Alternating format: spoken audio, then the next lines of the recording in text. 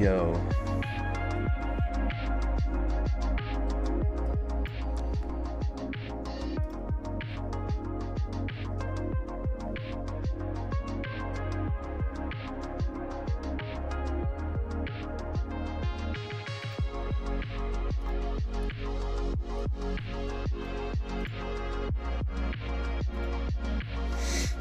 What's going on?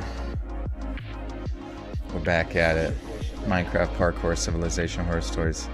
They are in the works. They are being a lived experience as we speak. You guys do realize every time you request a particular genre of scary stories, you are manifesting that horror into someone's life. A subscriber. Been watching this YouTuber, Cadaver Bros. Awesome. What are they about? Like cadavers? Like dead bodies? A zoom, zoom, zoom, a boom, boom, boom. Da, da, da, da. That's Jay Curtis. Welcome back for 35 months. Says tell Pradeep I love and miss him, and he can expect a deposit of 45G of catnip in an account by morning. Good. I saw him over there curled up in a ball, and I wondered. That's his, like, I'm about to break someone's kneecaps position.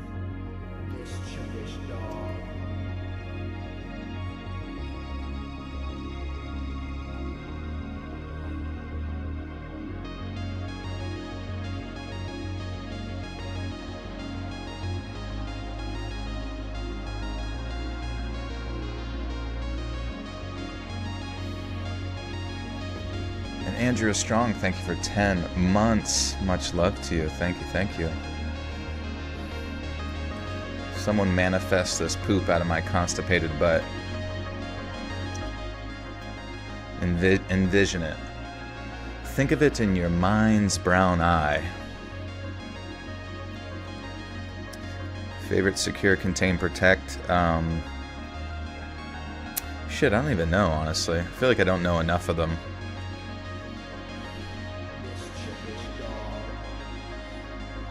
I remember listening to this one at the gym for a while more recently where it was like some sort of god-like entity where it would like sort of corrupt dimensions and like basically just make them glitch out until they eventually like sort of collapse in on themselves. I forget what that one was. And Cacao Farmer, welcome back for 20 months. As everyone thinks magpies are evil attacking birds, which they can be. But I've tamed mine, and they're eating out of my hand. I think I'll name one Joel. You should. I did get to see some of the magpies. I mean, it was so funny. Like, I think the magpies were just... That's what... It made me think of Pokemon. How, like, they basically were just... Well, let me look at them again. I think they were just, like, crows. Like, here are black... Wait. Magpies. Yeah, they were just like the blackbirds here. Or, like, crow variants. I don't think they were as big as crows, were they? But they looked very, very similar to the blackbirds here, but having... Or maybe it was crows. Versus... Yeah, crows. So they looked very, very similar to the crows that we have here, but they had just had, like, the white markings. And the magpies were, like, substantially more vocal. Which I thought was interesting. David De La Rosa Jr., thank you for the two, says another awesome night with Joel. Hell yeah. Yeah, thank you to anybody who came and joined the video game stream last night. I ended up digging into the deep lore of that game. What was it even called again? It rides the deep. It sucks the deep. But, I don't know. It didn't have, like, any, like, actual answers or anything like that. And there really wasn't any sort of, like, journal logs or any really mysteries. Still wakes the deep, that's right. Video game stream, yeah, we had one. Did it last night. Yeah, so you can see on the video, or the live stream playlist / tab. There was a 6-hour stream of me playing through that whole game. How am I? I'm good. But it was a good game. Yeah, the voice acting was great. Fucking Weans. Be sure to give the Weans a kiss for me. Good night. And we learned him. He's good with the lecky. Or he's good with the lecky. Which is something I guess you could say if like you have a kid who's like a Discord mod. That's probably what you tell all the parents. Like, well, he's good with the lecky. You done Furlock Ops 6 or just over like a lot of others plus the costs, etc. Yeah, no, I watched my friend play a little bit of Black Ops 6 and it looked literally the exact same identical gameplay loop. And not even gameplay loop, but just gameplay in general, like same animations, same exact vibe, which maybe they should be celebrated, but it was the same game. And I'm not even joking, since maybe 20 years ago for Modern Warfare, Call of Duty 4 Modern Warfare, like nothing has changed. It's sad. It's generally sad to me. McCleary, you got a light? You gonna be making any Thanksgiving videos soon? You know, definitely considering it as we get closer here. Stop keeping track. I mean, it's just dumb because I always look at COD to see what's changed a little bit, and they even made like zombies look like it was some big jump in form. But then I watched my friend play it and it looked like fucking shit. It just looked like the same shit. But then there was one game I did play today. It's kind of old now, but you guys may have heard of Vampire Survivors. Dude, Vampire Survivors is actually like a pretty addicting game.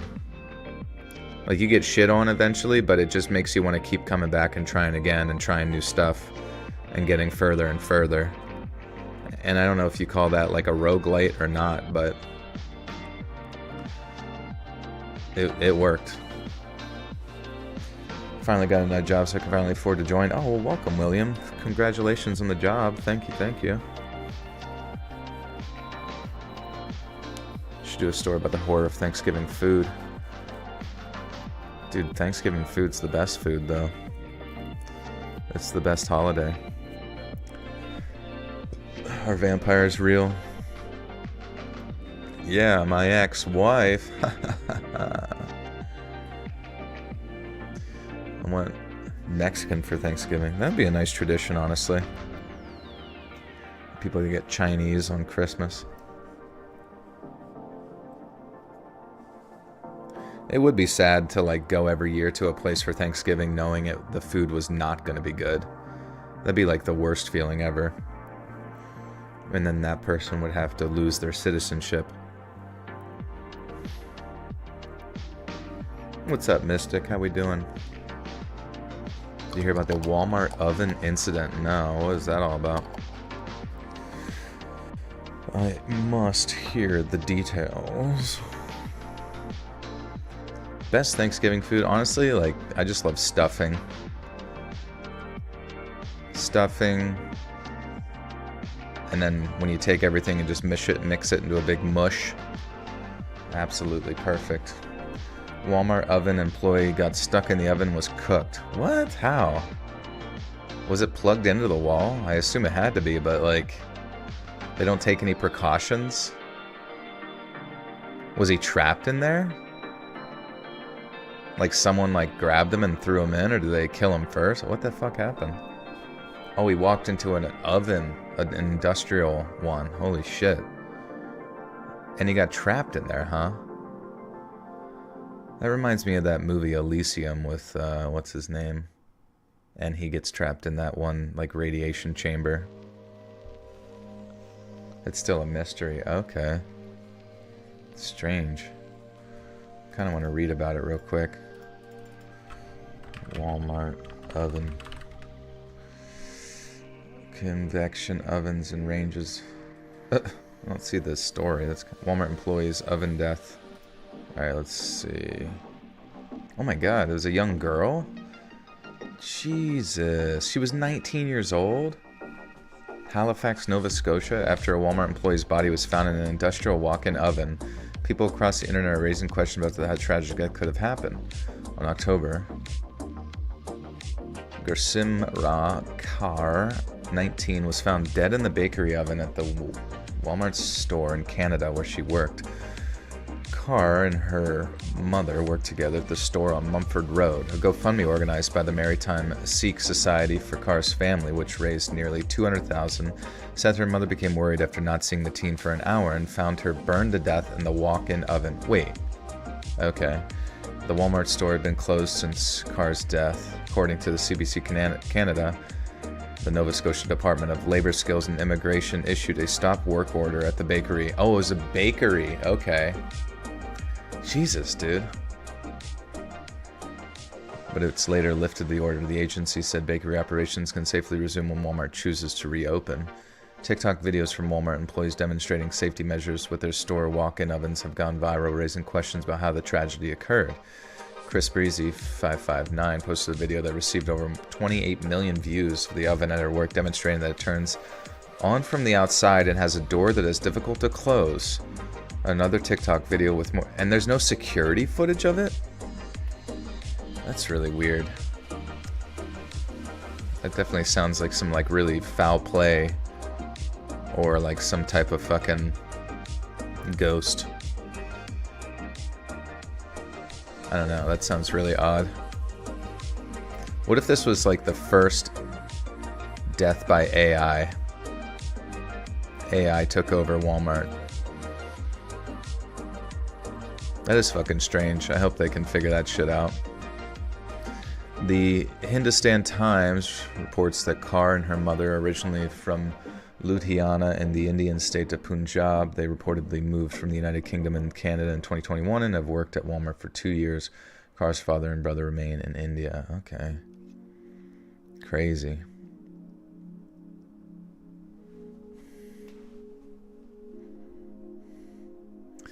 Not in the area where the temperature reaches high numbers. Wait, what about it? You have to like slam it shut, so there's no way that she accidentally got stuck. Yeah, I mean... Yeah, you think... I mean, I assume they're... I guess if it just happened... How recently did this happen? Well, this news story came out October 31st, so just a few days ago, so I'm sure they're looking at cameras to figure out if there was a murder. I mean, it has to be a murder, right? There's no way it could have been like some strange accident. Unless there was like some type of malfunction. Crazy. Tell me, as an Australian, what consists of a typical Thanksgiving meal? I honestly don't know what the other turkey, what side dishes are. Yeah, sure. I'm just gonna look it up real quick. What's in a Thanksgiving meal? You got the turkey, and you got gravy that's made with the turkey drippings. Stuffing, mashed potatoes, sweet potato casserole, cranberry sauce, green bean casserole, roasted vegetables, cornbread if you want it, dinner rolls, all that kind of starchy stuff. And then obviously there's going to be a bunch of variations, but those are the primary ones, like stuffing, mashed potatoes, turkey, gravy, all that shit. Desserts, pumpkin pie, pecan pie, apple pie, you know, stuff that feels like fall, I guess, if you're familiar with that, like fall vibe. And then, yeah, apple cider wine, sparkling wine. Yeah, I mean, that doesn't really matter that much, but definitely turkey for show. And many, many times people have burnt their entire house down, deep frying it.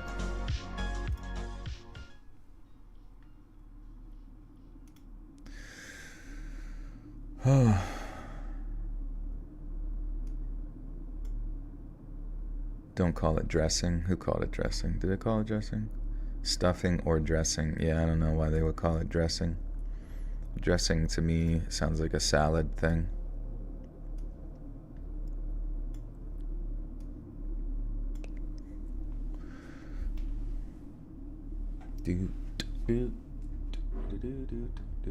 What advice would you give to someone who has done YouTube on and off for over half their life and has not made it yet? I would try to shift gears to maybe a different type of channel, or just at least starting a new channel.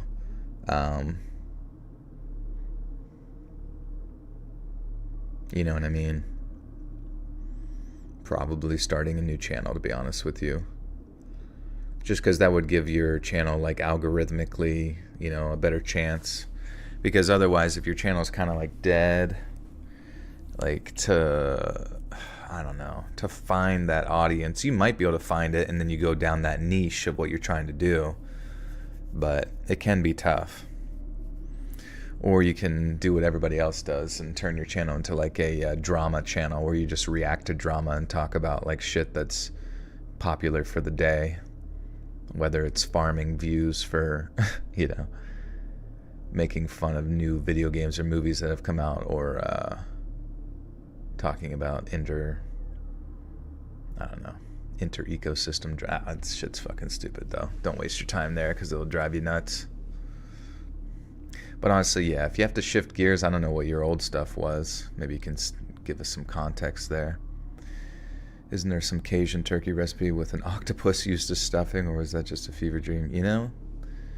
It might be something that you've drummed up in your scary brain. But I say, let's fucking try it. Somebody find an octopus and stuff that shit in that turkey. It's what I'm pretty sure that's what the Native Americans gave Jon Snow whenever they had their first Thanksgiving dinner in California or whatever.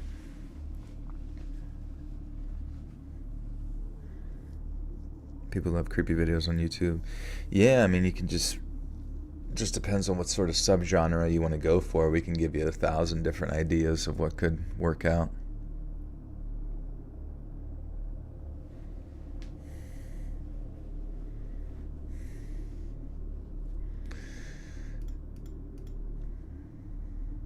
All right, guys, we got stories about taking a wrong turn down a wrong alleyway. Do a variety of topics on my channel, including podcasts and skits. Once again, though, it's like you don't want to like deviate your content too much, because even on my channel, it's like, even though it's still stories, me doing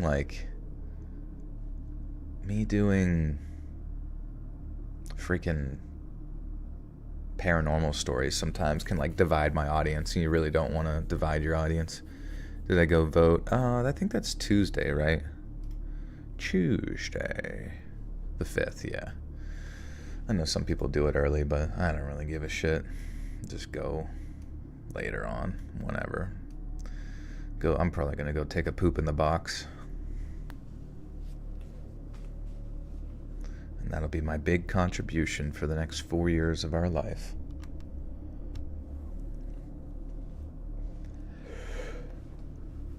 What other traditions do you guys do at Thanksgiving other than food, fireworks, guns, drinking games? I guess it depends on your family.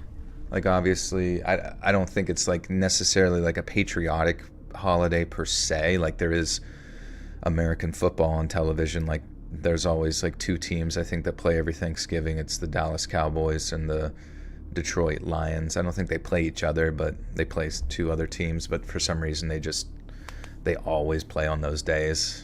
And so football is kind of, a tradition that people might sit and watch, but depending on how early people eat, maybe they'll go and... I actually don't know what people do. Maybe they just like chill with... It's definitely a family thing, so you get to just chill with family. For me, I'll chill with my primary family and then go visit with like other friends and their families and maybe eat again, just fucking stuff my body full of delectables. Mr. Ballin did a paranormal video today. People didn't like it. What did they not like about it? He's done paranormal stuff before, right? Or was it just like too paranormal? Your family argues. That's good. It's good to argue, It's how you know you're alive and that you care.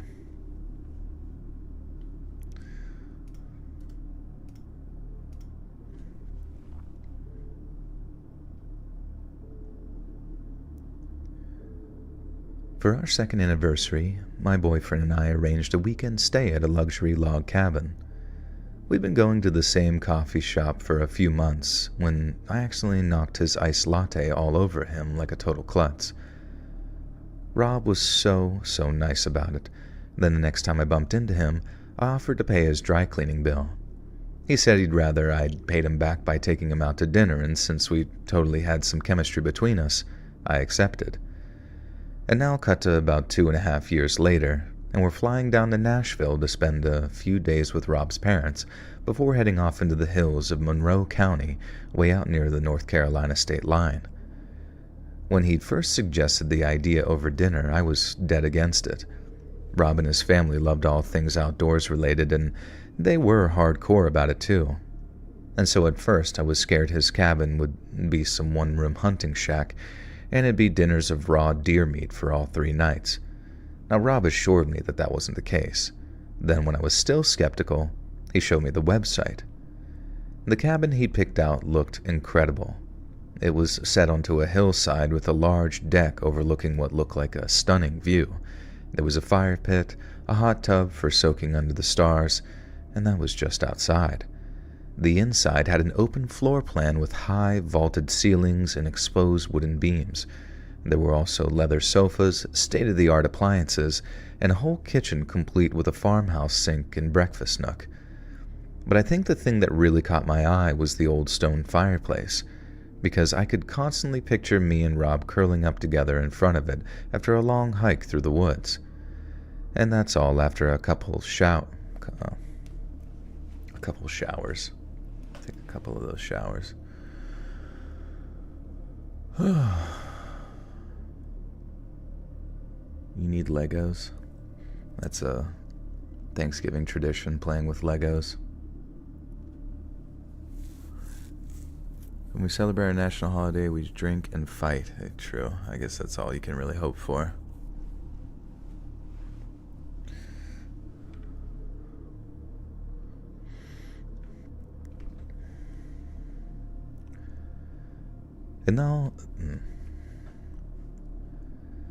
And that's all after couples shower in the bed.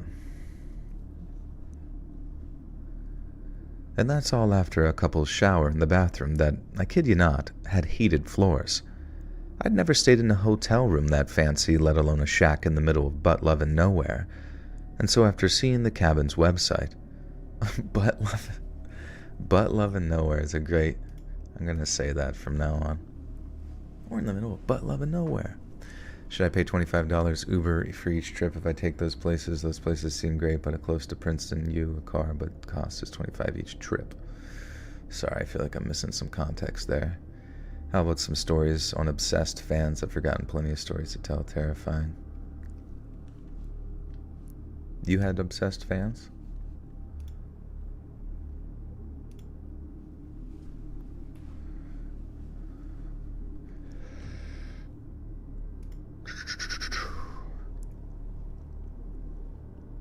We're all obsessed. We're obsessed with each other.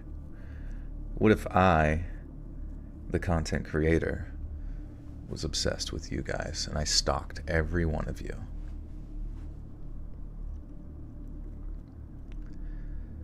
I've never stayed in a hotel room that fancy, let alone a shack in the middle of butt-lovin' nowhere. So after seeing the cabin's website, I went from super skeptical to super excited. And we stayed 4 days with Rob's mom and dad, who are just the sweetest people ever, and then on Friday morning, we loaded up the rental car with our stuff and then got on the road towards a place called Coker Creek. Everything was going fine, and we even stopped in Chattanooga to grab some food because we were ahead of schedule. But then, once we passed Coker Creek and turned onto the back roads to locate our cabin, our progress slowed down dramatically. This was back in the late 2000s, so while we did have an early model of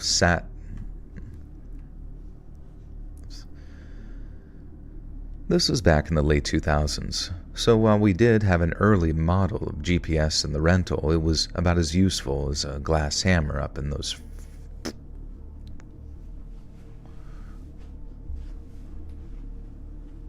God, can you imagine that though? If you actually did get like an AI girlfriend who became obsessed with you for or whatever reason, just like wanted to torture you, and it just had like access to everything within the grid system, you know?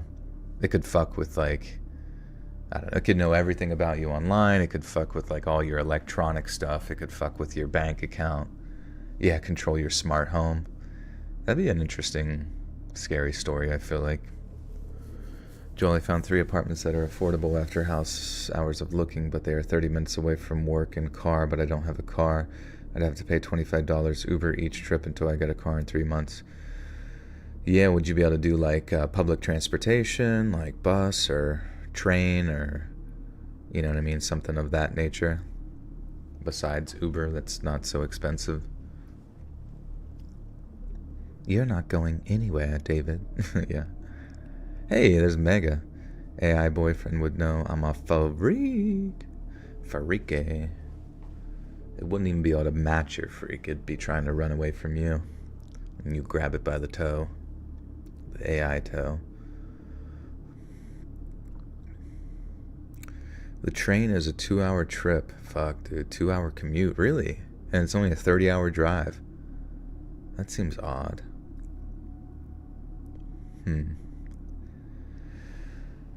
I mean, I guess you could calculate out what the 30-minute Uber. I mean, that's going to be expensive just by one Uber drive a day. I mean,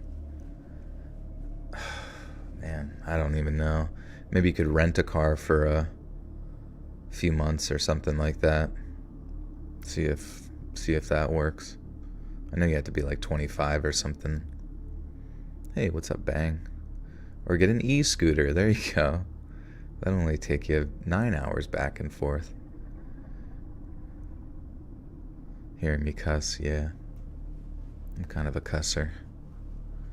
A cusser musher. Already happening. Wait, what is? Yeah, the newer movie called Afraid is about killer AI. Oh, okay, interesting. Yo, Nagi, what's up? Or is it Naji? I forget how I say that. I've been taking wrong turns all my life. Yeah, that's true. Let's get back into it. Do you rent or own your spot? Yeah, I own my home. I rented for a solid, I guess ever since I was moved out when I was younger, like 18. Rented during college and then rented for all of my 20s. And then it was just like made logical sense to do that. Genuine question, why do people want a stalker?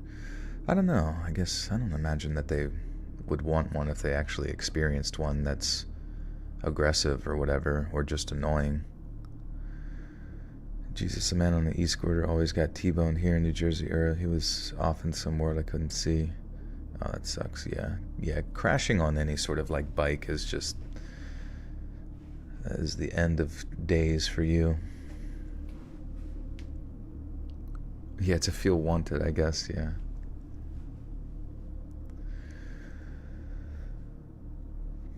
Been listening into any reggae lately? No, I mean, sometimes I listen to that, like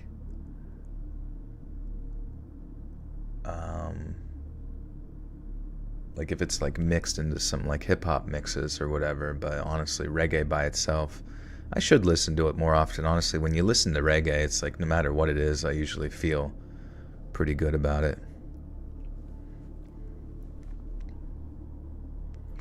Love you, Chan, my dude. I hope you're doing well for yourself. First time in your live. Also, happy belated birthday from a few months. Hey, no worries, Cass. Thank you. Appreciate you. This was back in the late 2000s, so while we did have an early model of... Fuck, I don't know why my brain just like farts there for a second. It's so funny, even like I'm trying to include like the new merch that I have in a future video and do an ad for that, and I was trying to do like an off-the-cuff like ad that was only going to be like 10 seconds. But it's just so strange. Like, even when I try to, like, just off-the-cuff something and try to make it work, it ends up being, like, 30 seconds. So if I don't have stuff, like, exactly written down in front of me perfectly, I just, like... I'm worse than Ron Burgundy. This was back in the late 2000s. So while we did have an early model of GPS in the rental, it was about as useful as a glass hammer up in those forested hills. We had a sheet of printed directions and a paper map, but we first realized the directions were no good when we hit our first dead end with no luxury cabin in sight. and long story short, we retraced our path about 4 times. But each time we got deep into the woods, we got so disoriented that we ended up going around in circles before we finally found our way back to a highway. And from there, we try again, get more and more frustrated each time until finally we drove down a road that had 1,000... Oh, Jesus. And from there, we try again, getting more and more frustrated each time until finally we drove down a road that had a house at the end of it instead of just another dead end. It was Rob's idea to stop and ask for directions. The house looked old, really old, so we figured anyone inside had been living in the area for quite a while, in which case they probably knew of the cabin we were looking for. It was a small single-story home with faded, peeling paint that might once have been white but had since become worn away to reveal spots of rotting wood. Missing sections of shingle caused the roof to sag in places, while patches of moss covered up whole sections of it. As we got out of the car and walked towards the porch, we could see it was barely holding together. There were gaps in the floorboards, the banisters were splintering, and I remember as Rob put his boot up onto the first step, the whole thing creaked so loudly that it could have doubled as a doorbell. The second the porch steps started creaking, we heard movement from inside the house. All the windows were either shuttered or covered with cloth or newspaper, so while we couldn't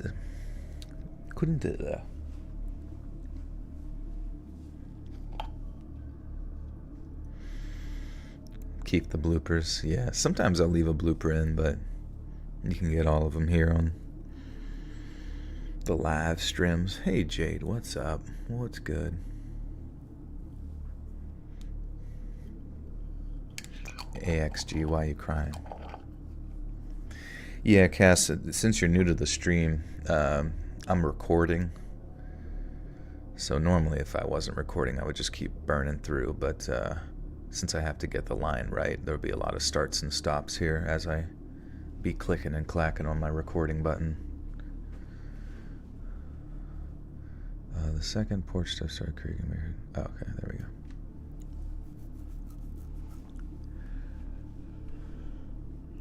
go. Would you hold it against me to send you 100 of my card and wake up tomorrow guessing where the card money went to? Nah, don't do that. Don't do that. You keep your money and you spend it on some good food for me. Or no, you know what? Spend it on a good Thanksgiving meal and make sure it's really, really good. That's what you spend that on. The second the porch steps started creaking, we heard movement from inside the house. All the windows were either shuttered or covered with cloth or newspaper, so while we couldn't see inside the house, we knew someone was home. Rob knocked on the door, expecting someone to answer right away because we were 99% sure that there was someone right on the other side of the door. But it took them until Rob politely asked if they could give us directions for them to acknowledge our... But it took... Grandma, what's up, dude? Thank you for the gifter to Emily. Thank you, Grandma. And Spicy the Kid, welcome to the Buttersock Cult. You now have access to bonus content. And Mega, welcome for 33 months. Says, Joel, what if you made a short ad with new stuff dropping onto a table and scream, new merch, like a crazed cemetery ghoul? That would be sweet. I remember like watching Donkey, if you ever seen video game Donkey. When he does ads for stuff, it's like super, super short and sweet, which makes sense since his videos are only like 8 minutes long. And he's kind of like got an ADHD, keep your attention as quick as possible and still convey the message. But he always does a really, really good job. So I'm trying to keep this one short and sweet. Short and fucking sweet. Hey, babes, what's up?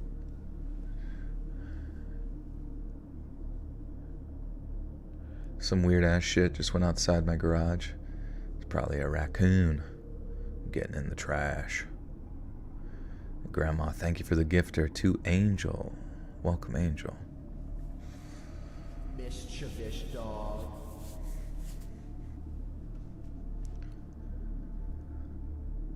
But it took them until Rob politely asked if they could give us directions for them to acknowledge our presence. Only then did the door open just a crack, and a woman of around 50 appeared in the gap. She was short, had a very thick accent, and didn't look remotely pleased to see us when she opened up and asked us what we wanted. Rob repeated that we were hoping to get some directions, but the woman told us that she couldn't help. Her husband was off running errands, and he knew the area infinitely better than she did. So we could either get back into the rental car and try our luck with the maze of back roads again, or we could take a seat on the porch and wait patiently, and hope her husband planned on getting back before dark. The lady said that she didn't mind us waiting, and that she was sorry that she couldn't be of more help, so we thanked her, and then took a seat on an old porch swing after thoroughly dusting it off. We waited close to an hour, killing as much time as we could by reminiscing about the 2 years we'd spent... Oh, wrong word. You're doing bath salts? Nice, dude. We waited close to an hour.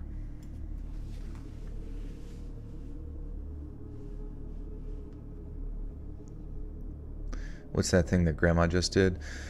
So there's like a thing on YouTube here called memberships, and it's like a reoccurring subscription. But on YouTube, you can get the emotes or whatever for the chat and become a member. But you can also, it gives you access to like bonus content, kind of like Patreon, but like within the YouTube sphere. And then you can also gift it to people, and then, basically pay that subscription as like a one-time thing for someone individually. And yeah, Wrong Turn is in driving. Yeah, I don't know if you've ever seen the movies like Wrong Turn, but it's like turning down. It's basically stories about getting lost and dealing with weirdos.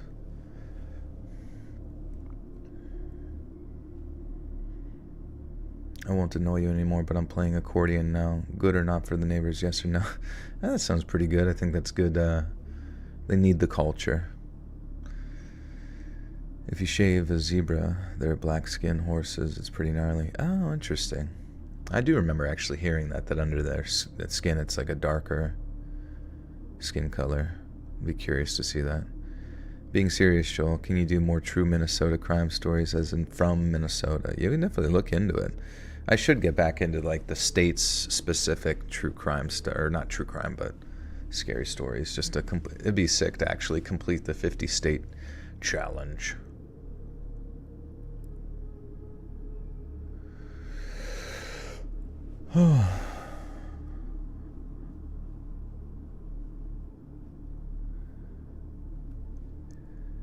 We waited close to an hour, killing as much time as we could by reminiscing about the 2 years we'd been together. It was our way of staying positive. There didn't seem any point in...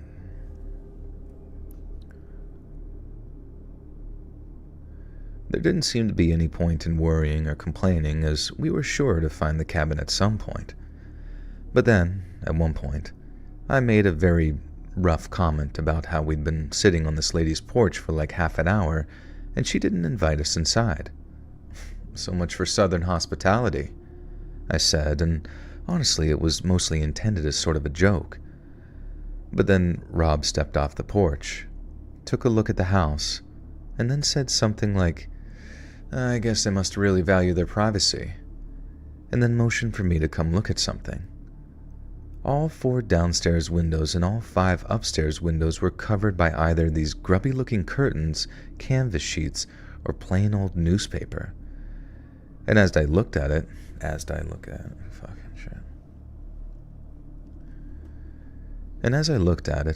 the house started to really give me the creeps, but I also knew exactly what Rob would say if I aired my thoughts. He'd say these poor... Hey Kitsune, what's up? He'd say that these were just some poor, simple folks who valued their privacy and their solitude. And sure, it was a world away from Manhattan, but these were good salt-of-the-earth people who'd probably be more than happy... Damn it, I am actually dyslexic sometimes. Davey Dude with a 5 says, quick question, do you use Audacity to record audio? I forgot what you said you used as a mic. Nimoy or some... Oh, yes. Also, have you taken vocal lessons? No vocal lessons. Ever since I was little, I always enjoyed mimicking things, and I think I just kind of found voice to do, you know. But yes, so I have two microphones in front of me. One for streaming. It's called a Neumann TLM 103, and that's what you are hearing me right now during the live stream. And then on top of that, I have an H4n Pro, which is actually what I record into using a remote to like start and stop. And yes, that kind of has its own like little memory stick in there to hold data, and then I connect it. I do eventually use Audacity to remove background noise. Are you going to change the background soon? Oh yeah, I guess it is. Halloween is Jover now, isn't it? Do we go right to Christmas? Probably not, huh? Crimbus. Spooky season off. Underwater. Activate. I'm gonna test this real quick, just make sure. Yeah, it still works, just testing. Your 40th birthday's coming up. Well, happy early birthday. You like the other one better? Let's see, maybe we can try one of the other ones as well. What else do we even have? I think that might be, I might not have that many. What about this Wendigo one? Wendigo. I kind of like this one. It's like simple, but it's like, it does kind of give you a bit of vertigo sometimes looking at it because it's like sort of slowly zooming in on the thing. But I guess if you don't pay attention to it. But ew, I just got a bunch of Wendigo on me.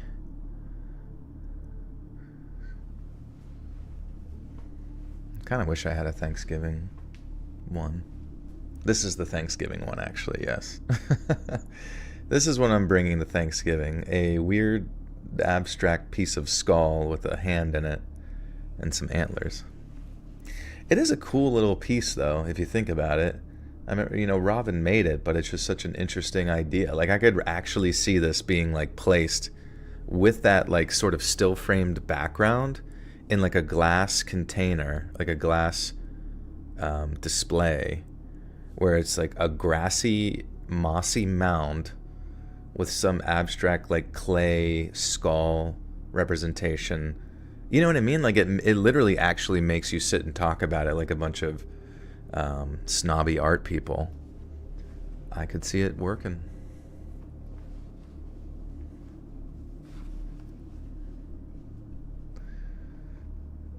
Was there ever a time that any of those stories you read actually scare you?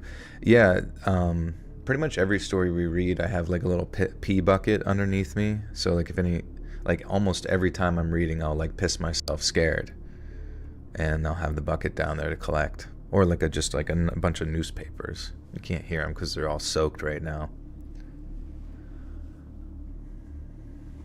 Who does your art? It's Big Robin Mikalsen. He's linked down in every, I think it's either his YouTube or his Instagram is in every video.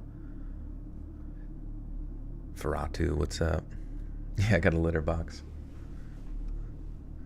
You see people peeing at the gym when they lift weights. Do you really? Like if they're deadlifting and they do a bit of a drizzling. From the Northeast, that is correct. Yep, Pennsylvania. That's my new merch. It's going to be pee pads. Favorite band? I'm really into like Huffer. Have you guys heard of Huffer? It's just like sort of this like industrial movement that sort of like huffs various forms of like lead paint before every show and just kind of like bangs on trash cans and stuff. Now, granted, it's not like actually a band. It's just like a bunch of homeless guys out front of my house that kind of do that. And I just like sort of smoke a joint and watch them. And, you know, they're not bad. It's just how you just kind of have to look at the world a little differently through my eyes. Andrew, thank you for the 2. Says just get a catheter that drains into a coffee can. Nah, dude, I don't want to get a UTI.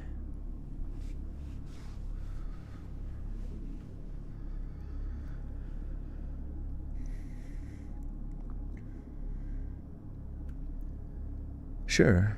It was a world away from Manhattan, but these were good, salt-of-the-earth people who'd probably be more than happy to help us, especially if it meant giving them back their privacy.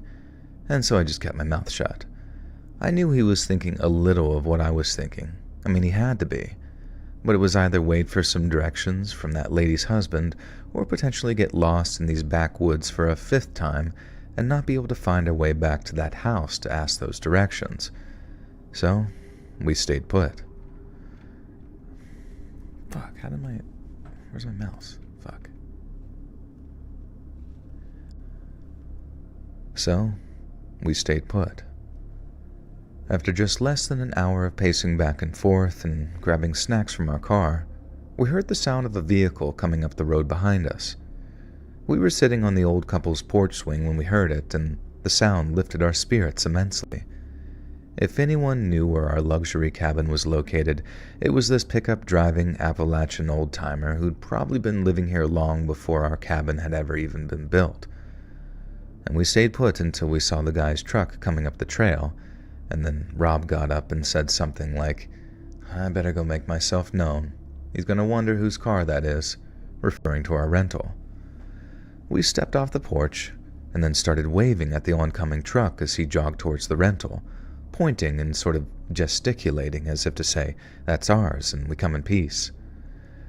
The truck stopped just shy of the rental as Rob kept walking towards it. Then, as an older man opened the door and stepped out of his cab, Rob began talking to him. He was wearing a denim shirt and a canvas jacket with jeans, boots, and a cap with some kind of logo on it, and appeared to listen intently as Rob spoke. It sounded weird. "What's up, Morgan? How you doing? Rather fight a Russian soldier or an Italian mafia man?"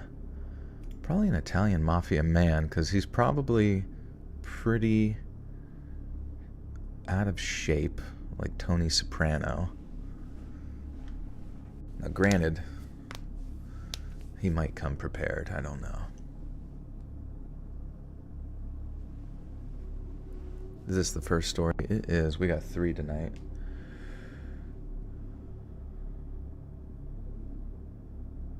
It's an actual voice. Damn, my life's a lie. Oh, did you think that I was AI?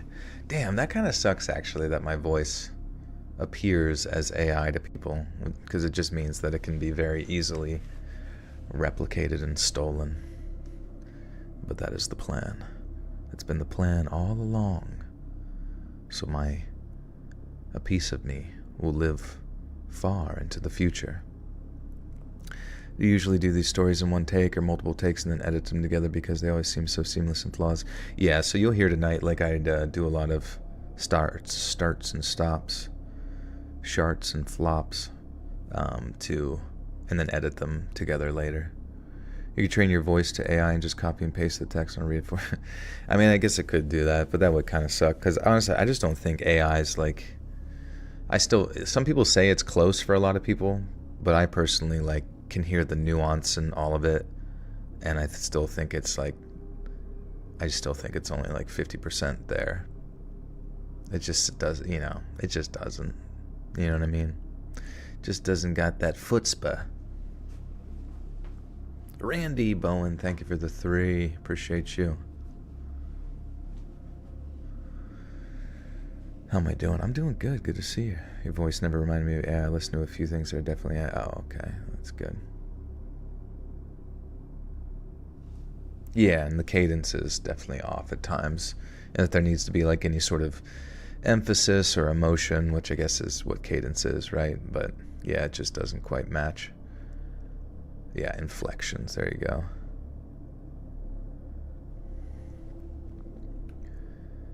He was wearing a denim shirt and a canvas jacket, with jeans, boots, and a cap with some kind of logo on it, and appeared to be listening intently to Rob as he spoke. I remember being startled by the sudden sound of the lady's voice coming from my right, and she said, "My husband's home," with this wide, unsettling smile stretched across her face, it seemed. I remember looking at her for a moment thinking, "What are you up to?" And then as I turned to look at Rob, I saw him suddenly back away from the lady's husband. He raised his arms up and shouted, "No, no, no," and then the man aimed a pistol. Oh, jeez.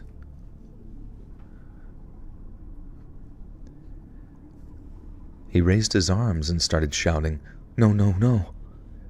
And then the man aimed a pistol and shot him. I had no time to react, because right as Rob fell, I heard a screech coming from my right. The lady had burst from her front door with a hatchet in her hand and was rushing down the porch toward me. I ran the opposite way, jumping off the porch and then darting around the corner of the house. The whole time I was thinking about the guy with the gun and how I needed to put solid objects between us to keep from being shot. And that's what I did. His wife was no threat to me at all, and these days it gets a wry smile out of me whenever I think about that dumb bitch tripping as she followed me off.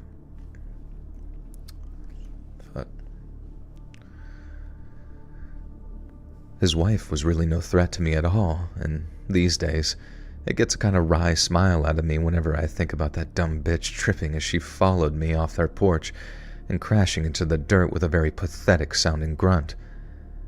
But it took me a long time to be able to think of it that way.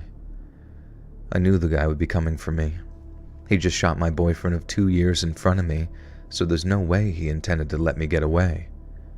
But the thing that made me feel like I could have sprinted for days was the thought of...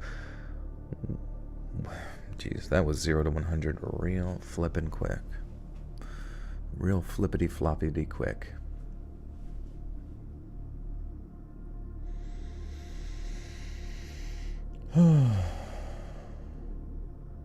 Pradeep's doing good. He's over there curled up in a little... He's the yin of the yang.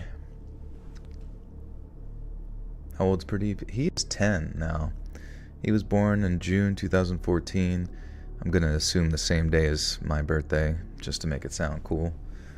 But he's doing really well. Like, I visited my friend the other day, and their cat was 14 and was, like, doing really poorly, which I found odd. And I was like, did your cat, like, get sick kind of out of nowhere? Or is it? And they're like, no, it's been kind of a slow process. So I was thinking, like, when I look at Pradeep is, like, in shape. You know what I mean? Like, healthy, happy, friendly, kitty-like, you know what I mean? So I don't know, maybe that cat has cancer or some shit, but I do hope Pradeep lives to be maybe like 100, 106. Lynn, thank you for the gift or two. Chris, welcome, Chris. What's up, Lynn? You have a cat who's 17 doing quite well. Okay, yeah. I don't know, I just get this vibe that Pradeep's just gonna like casually live to be like over 30 and you won't think twice about it.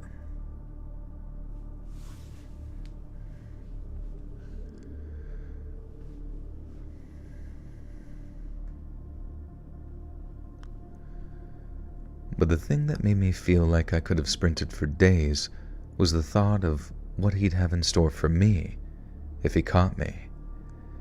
My sister was something of a true crime aficionado, completely hooked on A&E and investigation discovery.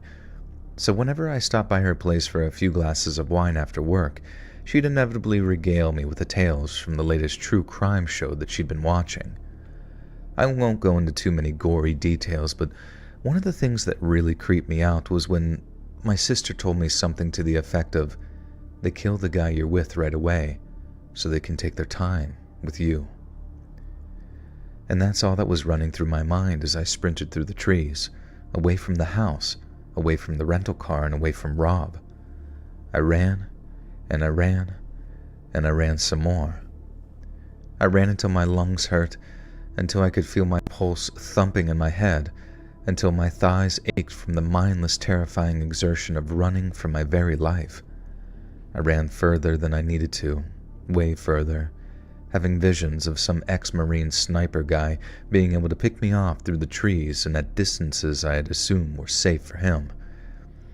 And safe from her. Jesus. Dude, is the boyfriend dead? I have like this weird feeling the boyfriend's just gonna be dead, and she's just like, and so that was that, and he's dead, and I'm free. Yeah, Investigation Discovery is good. It's always one of the top like true crime ones on the charts. My podcast is in the top 100. Let's actually check it. Where does the Let's Read podcast rank in the top true crime charts? As of November 3rd, 2024, the Let's Read podcast does not appear in the top rankings of major true crime podcast charts. For instance, it's not listed in the top 50 true crime podcasts on Spotify in the United States or in the top 100. They're like, who are you? No one know you, little bro. Fuck. There's no way. There's no way. I'm absolutely in the top 25,000 podcasts. Yeah. Top 500, baby. It's better than Overwatch.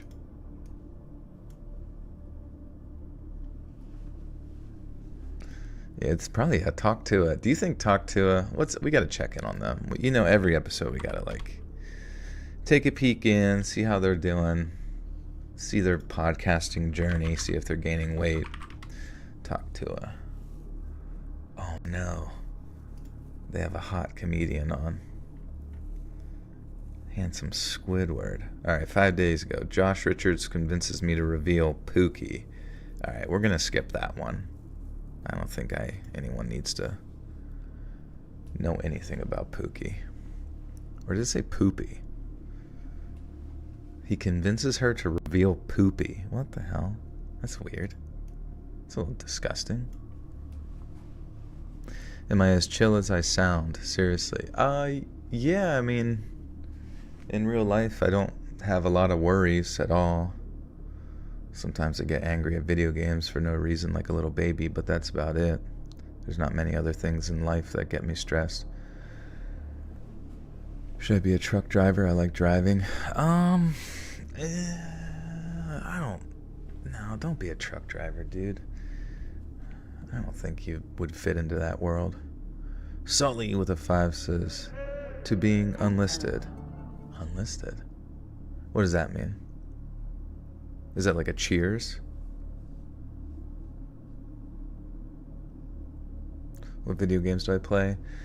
Well, I played one on stream last stream, but I tried to play that Dredge game. Not really a fan. I feel like it was like kind of unnecessarily tedious. And then, but I normally play like, for years I played Overwatch, worst experience of my life. And then I played Hearthstone Battlegrounds, so clearly addicted to Blizzard games. And then today, for a while, I was playing this Vampire Survivors game. If you ever played that game, it's actually surprisingly like hyper simple, but very, very good. Is it safe for girls to be truck drivers? I mean, I guess it's safe, but it's just, I don't think you're gonna have a happy life. Being a truck driver is like lonely as fuck, dude. And it's definitely not like a great place for women who enjoy buying dresses.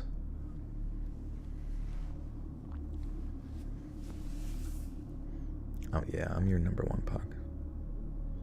You want to be a mom? Yeah, I don't think trucking will be your spiel.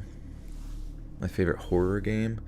Yeah, I think I was saying last stream, definitely Little Nightmares. I mean, I guess you wouldn't even... I mean, it's kind of horror, you know? It can be scary at times. But it's just enjoyable. Vampire Survivor, there's a game that's like Fortnite Battle Royale, monsters versus humans. Seem cool. Never heard of it. I had a girl truck driver almost run me off the off-ramp once trying to merge into me like a effing... Yeah, they are... not just them, but just truckers in general. I remember you get to a certain area on the highway and that's all it is truckers, and they do not care about life or limb. They got someplace to be and they got to be there on time.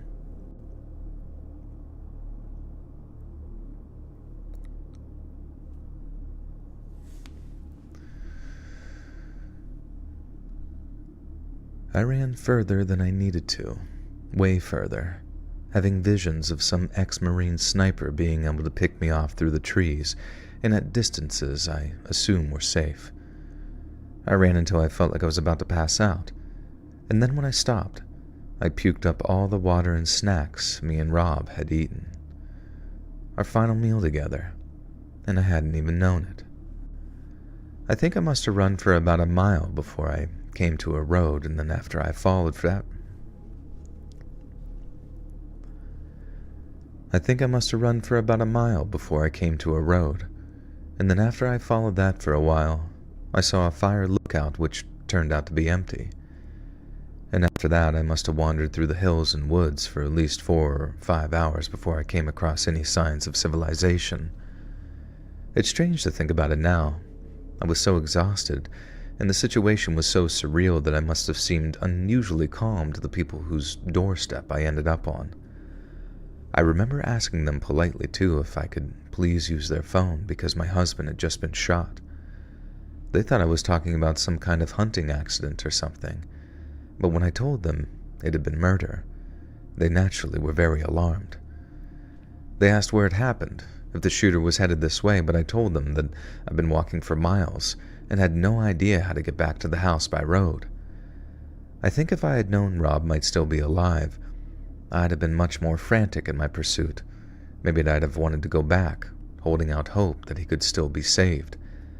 But I had no hope. I saw where he'd been shot. I saw the way he fell. That man wanted him dead. Rob most probably flatlined by the time I stopped to puke. And so instead, I called the cops and then waited in those nice folks' home until they arrived. They asked me to show them where the house was on a map, and I said that I only knew the rough area, but I showed them as best I could.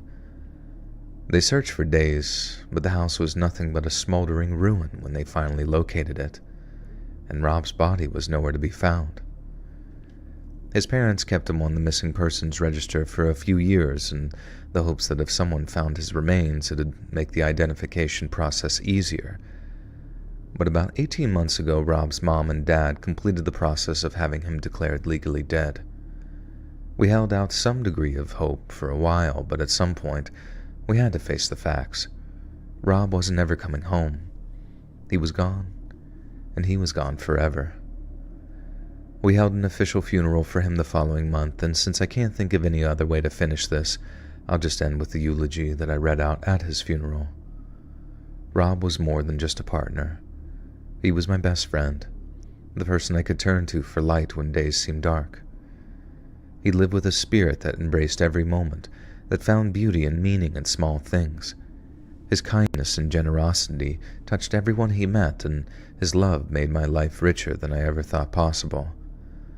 Though our time together was cut far too short, I am grateful beyond words to have loved him and been loved by him.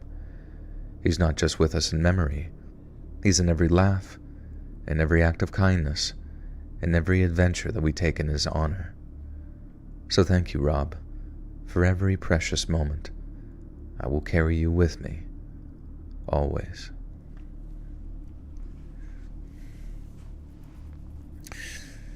All right.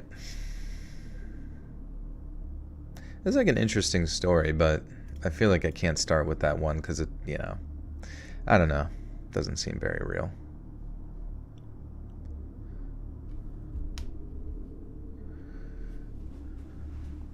Because I really don't have any whenever people submit stories where someone dies and I have no way to verify it, it's just kind of awkward to post it.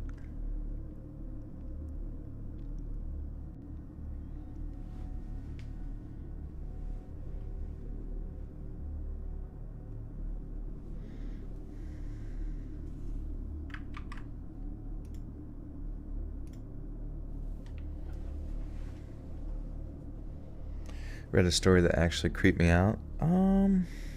Yeah, I mean,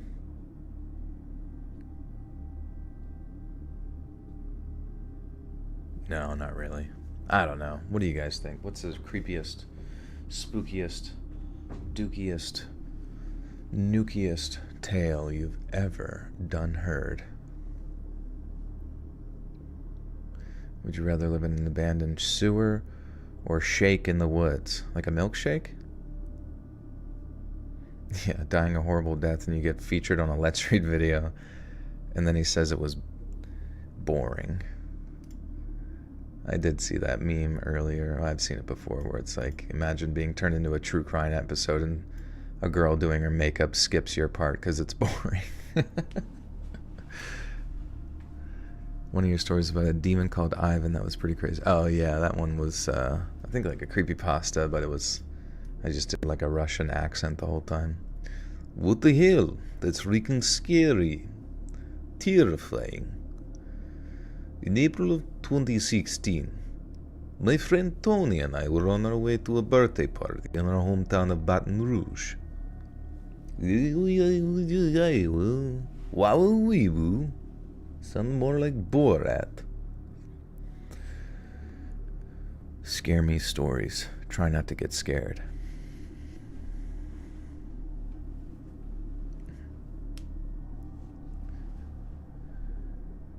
In April of 2016, my friend Tony and I were on our way to a birthday party in our hometown of Baton Rouge. It was his 23rd. What? Oh.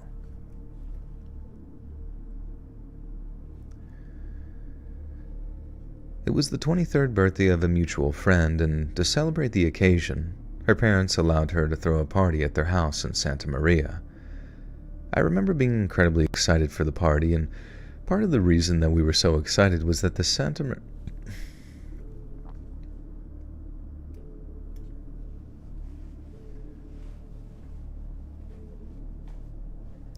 Can you quote the Russian dude in Rounders? What's he say? Can you like copy paste the quote?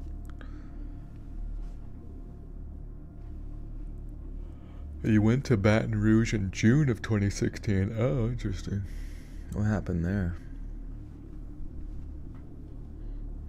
Were you here for this spooky tale?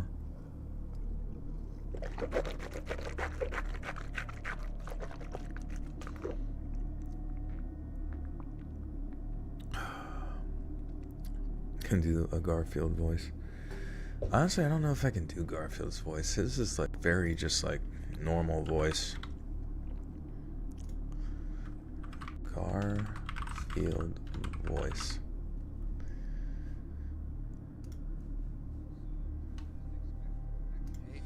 Well, we'll show him.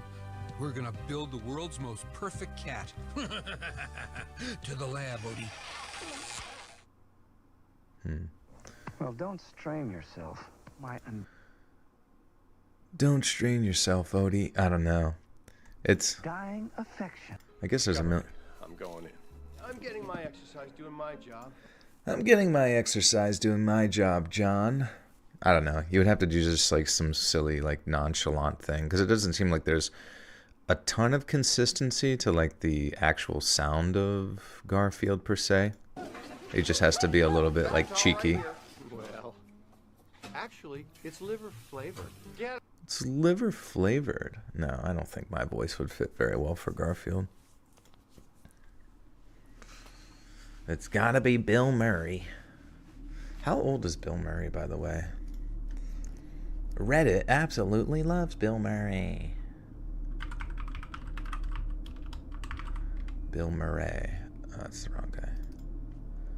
Bill Murray? What if you went to look Bill Murray up and he just like didn't exist? Dude, how does it not know who I'm talking about? Oh, I'm typing Billy. Whoops. Bill Murray. He is, wow, 94 years old. That's crazy. Did you know he was that old? 90 fucking 4. Jesus Christ. We gotta be ready here soon for the passing of Bill Murray so we can all pay homage to an incredible career of Ghostbusters.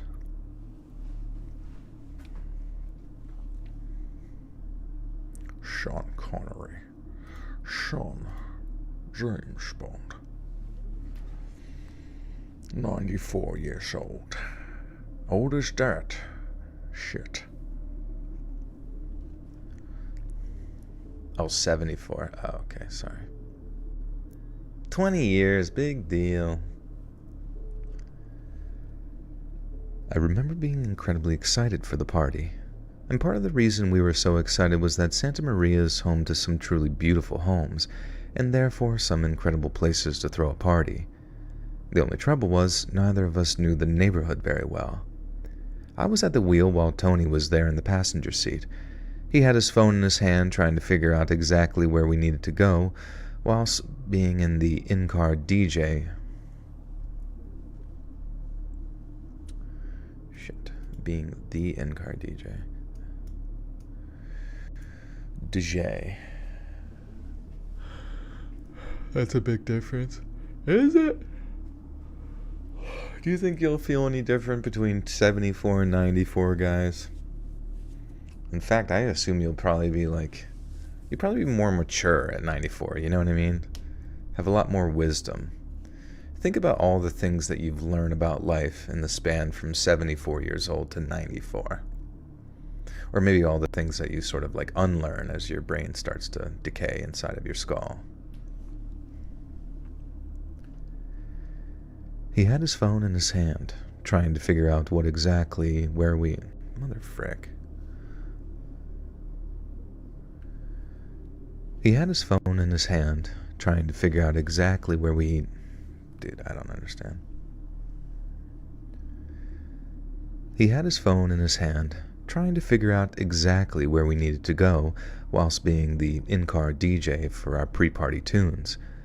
And so while he was adept at picking bangers to get us all turned up, he wasn't the best navigator I could have asked for. Santa Maria is divided up into 4 distinct sections, and between them is the Santa Maria Golf Course. We ended up finding the right one, but the real trouble came when we had to find the correct street. A text from a friend said we wanted... What the fuck?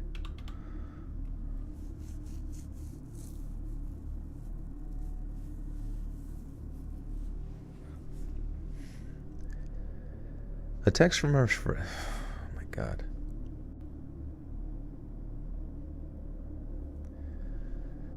A text from a friend said that we wanted some number on Mancheck, so we were looking for something like Mancheck Road or a Mancheck Avenue. But then after turning onto Mancheck Lake Drive, which we figured was the one we wanted, we were suddenly faced with Mancheck Way Avenue, Mancheck Trace Avenue, and Mancheck... Oh my god, why is that such a fucking mouthful to say? Mancheck.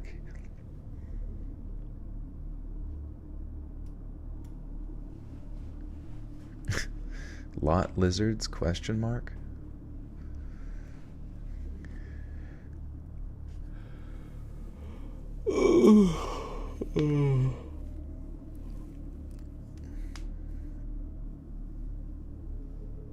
Manchac in Louisiana? I have no idea. I think it's like a road. The name of the road or some shit. But then, after turning onto Manchac Lake... I don't know why that's such a tongue twister for some reason. Manchac. Saying it like 50 fucking times in a row.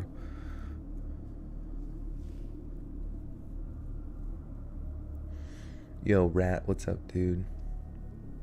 Just in time for the struggle session. Is that Mads Mikkelsen in the thumbnail? Where?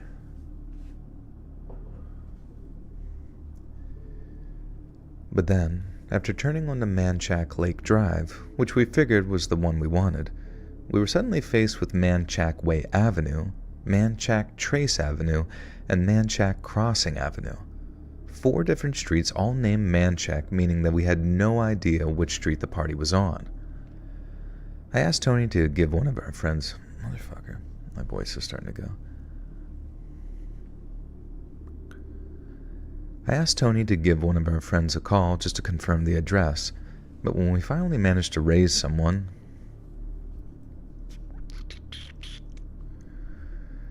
I asked Tony to give one of our friends a call just to confirm the address, but when we finally got a hold of someone, the music was so loud for us to get any coherent answer out of her. Oh my god, I don't know why the fuck this... one so fucking hard. Maybe I keep looking at chat. I gotta stop looking over. I don't even know what I'm looking at. But when we finally managed to raise... What does that even mean, brother?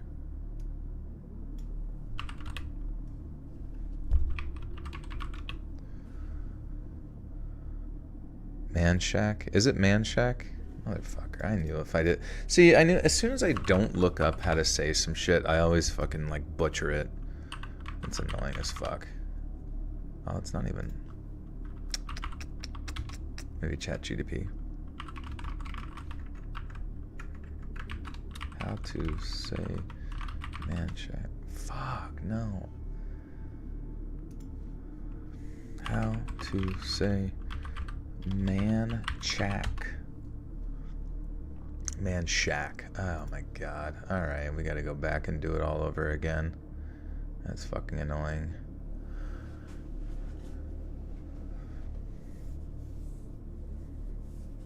Yeah, it's like a man cave, but like very official. Alright, starting over.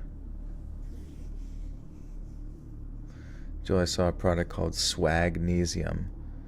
It's by Store British Parkour Group. Oh shit, what's that? Is it just magnesium baseline? Is it for sleep or what is it?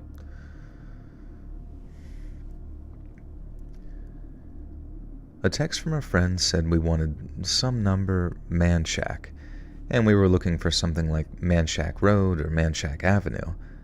But then, after turning on the Man Shack Lake Drive, which we figured was the motherfucking one. But then, after turning on the Man Shack Lake Drive, which we figured was the one we wanted, we were suddenly faced with Man Shack Way Avenue, Man Shack Trace Avenue, and Man Shack Crossing Avenue. 4 different streets, all named Man Shack, meaning we had no idea which street the party was on. I asked Tony to give one of our friends a call just to confirm the address, but when we finally managed to get a hold of someone, the music was too loud for us to get any coherent answer out of her. She said that she'd double-check with our friend to get the right address and would call us back, but she didn't, and we ended up driving up and down Man Shacks trying to work out if there was the number that we were given, Man Shack Way, or the same number on Man Shack Trace.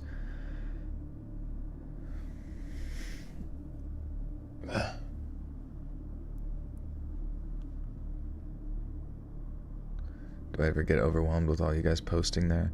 Not really. I mean, I can like make out what's being said pretty easy. But I never really know what to read out loud. Hey, Saysway, thank you. Good to see you.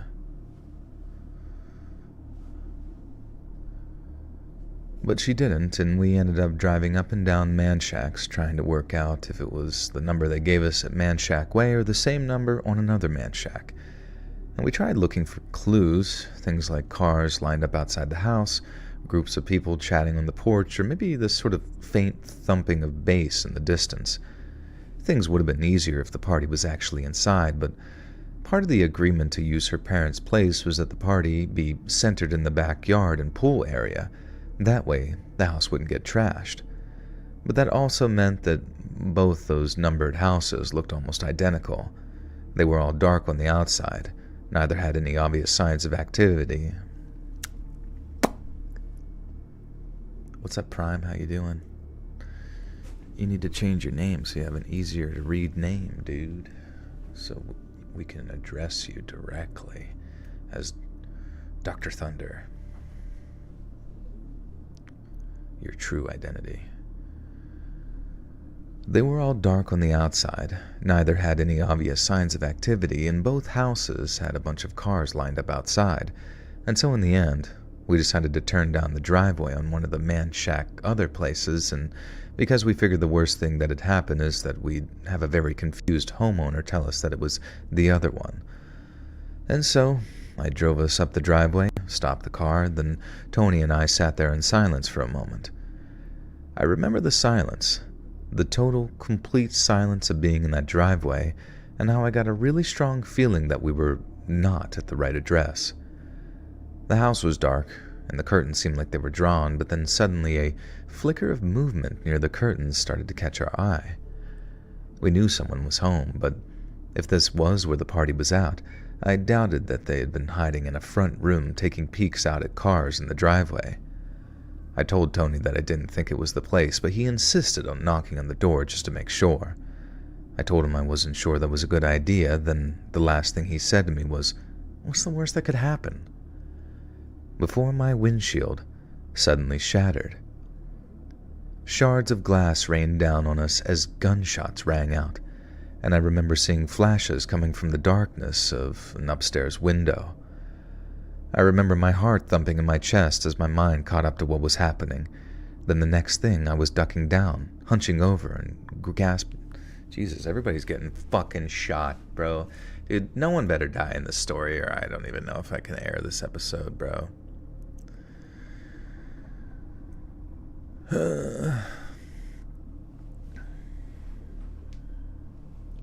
I know for a fact it's gonna be like, I looked over at Tony, and Tony was clutching his chest, being like, oh, fuck.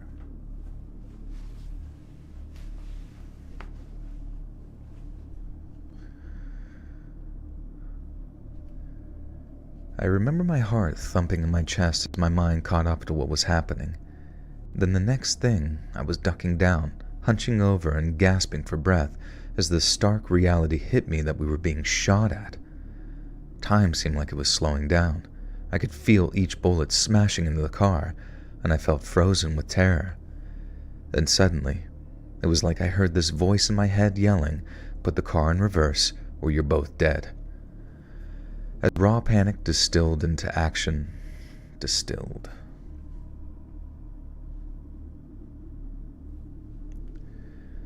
As raw panic distilled into the need for action, I remember fumbling with that gear stick before quickly throwing the car into reverse. The tires span... What? The tires... like past tense spin. I don't know why that sounds weird. Let's ask, is it spin? Is it spin or span? Spinned or span? It's spun. Oh, the correct past tense of spin is spun. For example, he spun the wheel. Spin does not use in the past.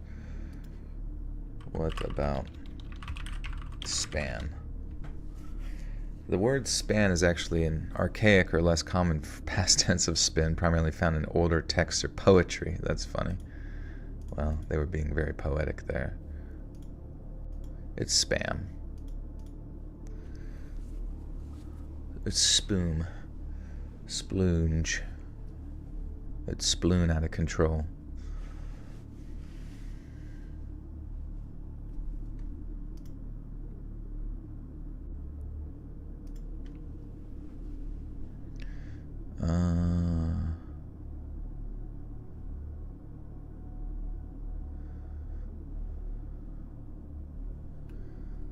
The tires spun slightly as I slammed my foot down on the...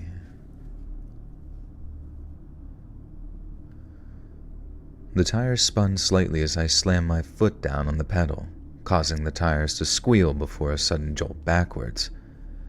I heard Tony yell something, but I couldn't make out what. I was too busy looking into the rear view to see if anyone was behind us.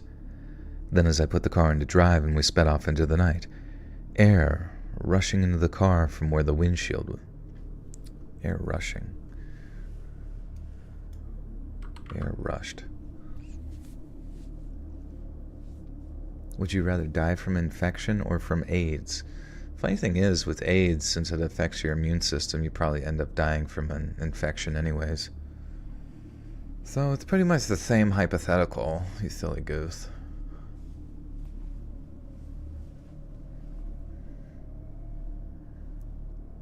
I love that. Just, that's the comment. Just AIDS with a, I don't know, emoji. AIDS? Hard to say. No, AIDS. What can you do? Silly goose. Would you rather kiss a wolf or the hunchback from Notre Dame? Probably a wolf. I feel like they might be nice. I wonder if the hunchback actually existed in real life. The Notre Dame one.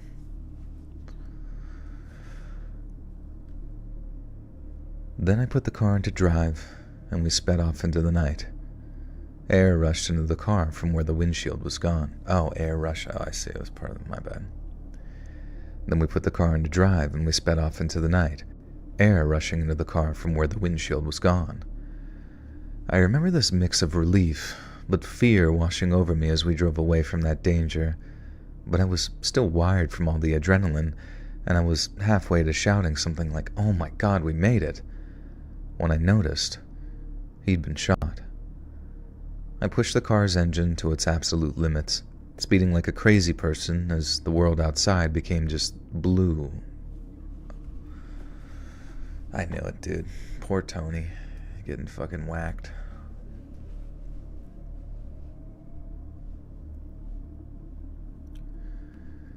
I pushed the car's engine to its absolute limits, speeding like a crazy person as the world outside became a blue of streetlights and shadows.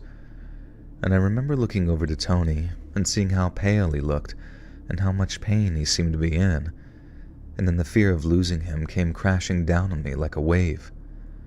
I kept yelling at him to hold on, that we were headed to a hospital and that we'd be there in no more than a few minutes, because all I had to do was keep my foot down, stay on the interstate, and take the exit ramp as soon as we saw that Baton Rouge general.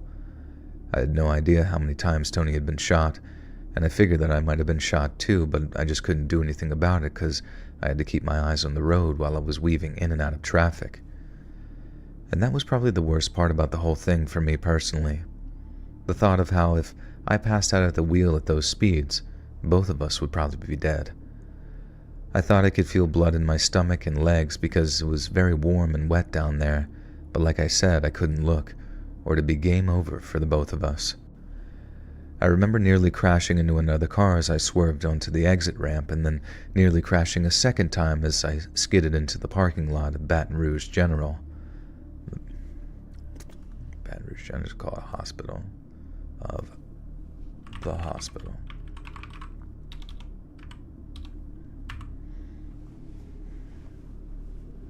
Yeah, he might have pissed himself.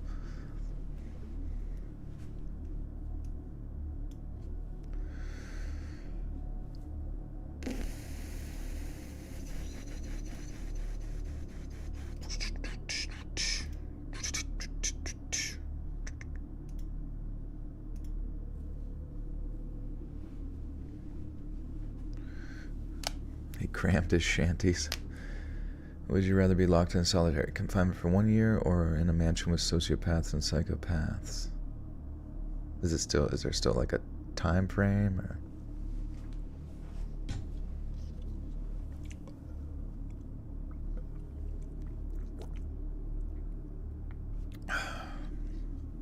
One year for both. Sociopaths and psychopaths? Are the psychopaths going to kill the sociopaths, or would they be hunting each other down and I could just hide until they kill each other? Yeah, is that just prison? Brazilian prison. Man.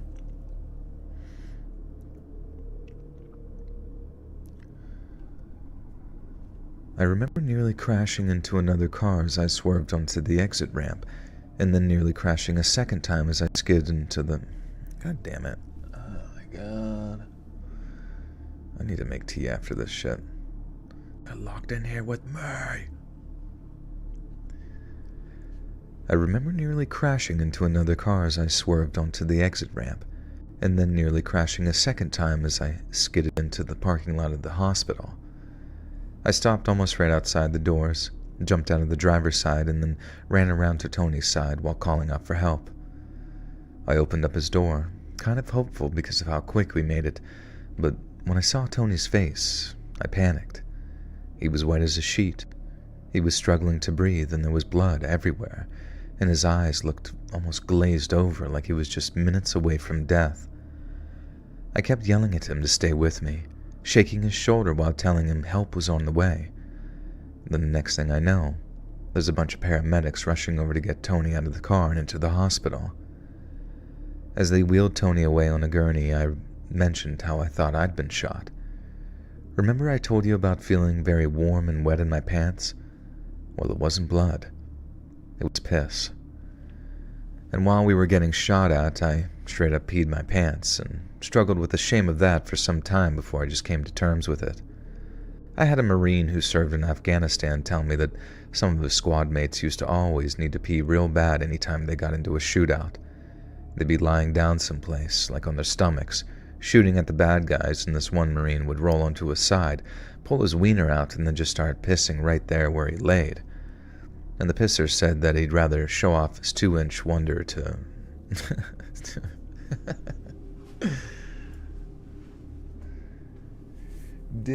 What is it? No joke, X used to blank out for days. What is it? What happened?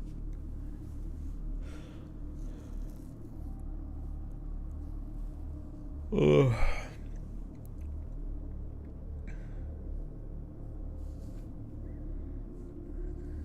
Yeah. I'd be embarrassed in the middle of a shootout afterwards. Just like, I shit myself. Dissociative identity disorder. Yeah, what would happen to them? They just like disappear. But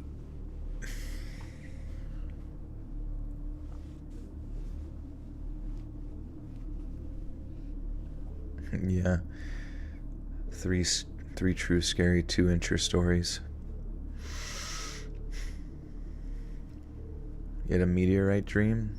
Aren't meteorites kind of smaller? Do you mean like asteroid, like really big one? The pisser said that he'd rather show off his 2-inch wonder to the rest of the squad than soak his...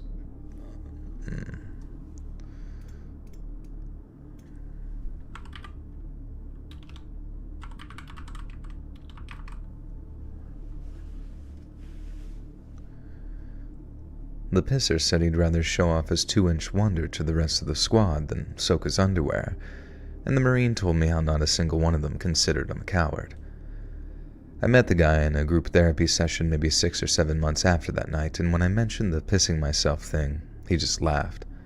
I was kind of offended at first, and he said he was just laughing at the idea that I considered myself a coward.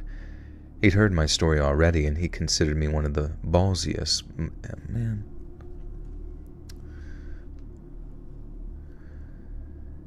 He'd heard my story already, and he considered me one of the ballsiest MFers he'd ever met. He told me I'd done the exact right thing, to the letter, in terms of going into action mode and zooming to that hospital. Just being able to back out of a driveway while under fire was impressive to him, but not crashing on the way to the hospital was what made him think that I'd make a fine Marine if I ever wanted to take that path in life. And I managed to keep it together all the same, and just told him, "Thanks, dude. It means a lot." But when I got back to my car, I cried like a baby. And I mean ugly cried too, not some cool single tear rolling down my cheek like in an action movie hero situation. It didn't just mean a lot. That meant the entire world to me. And for the first time since sitting in that hospital waiting room, I didn't feel like a total piece of trash. Oh, and speaking of the waiting room, I guess I kinda got diverted there for a minute or two, and let me get back on track. Sitting in that waiting room felt like I was in another dimension. Time was slowing down, the place was full, and I never felt so alone. And I felt like I was trapped between wanting to hear some news about Tony and then dreading whatever the news might be. It was hellish, and I mean that in the truest sense of the word. If there's a hell, it probably feels like a little waiting room.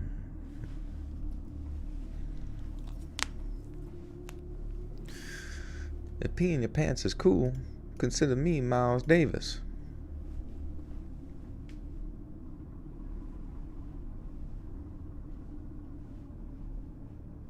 You had a dream about Fortnite? Nice. Passed overhead and hit a nearby neighborhood. Oh, nice.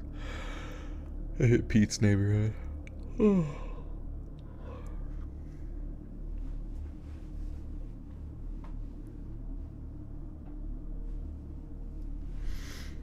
Yeah, I'm having a feeling that this guy probably died if he had to go to therapy or something. If there is a hell, it probably feels a little like that waiting room in Baton Rouge. At least before the fiery parts, anyway. My mind kept replaying what had happened in that driveway, and checking my phone became almost like a ritual, something to break up my thoughts while letting our friends know what had happened. I looked up every time I nurse. I looked up every time the nurse walked in, thinking, this is it, only for it not to be. They'd call someone else or just walk right through. Sometimes I felt like I was watching myself in a bad dream.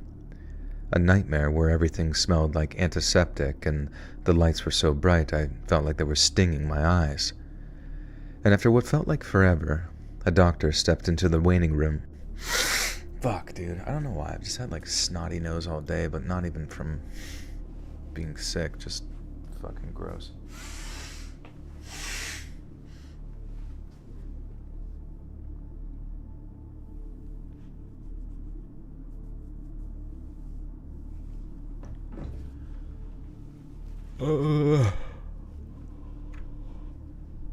Oh.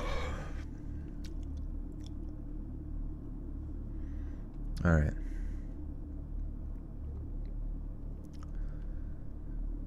After what felt like forever, a doctor stepped into the waiting room and finally called my name. He then sort of ushered me into a quiet section and gave me the news. And when he told me Tony was alive, and that they were optimistic about his recovery, I'd never felt relief like it before. I had to put my head in my hands because I thought I was going to burst into tears, and then, after pulling myself together, I listened as the doctor continued. He explained that although a bullet had entered Tony's chest, it had missed his heart, along with all of his major arteries. However, the bullet did collapse a lung, which is why he was struggling to breathe by the time we pulled into the hospital's parking lot. And to fix it, the doctor performed a procedure that involved inserting a tube into Tony's chest, which reinflated his lung and allowed it to expand properly.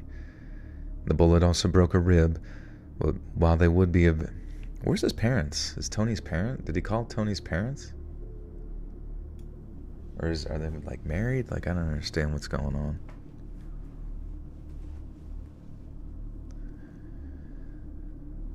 The bullet also broke a rib, but while that would be very painful, it had healed over time. And the most important news, though, was that Tony was stabilized and had been moved into the intensive care unit where his pain would be managed and he could be monitored. He wasn't completely out of the woods yet, though, but seeing how young, fit, and healthy he was, the prognosis was good. I could either go home and rest or stick around the hospital, and I'd be able to see him in a couple of hours. I still had glass and blood all over me, so the doctor then... I told the doctor I'd return in a few hours after a shower and a change of clothes.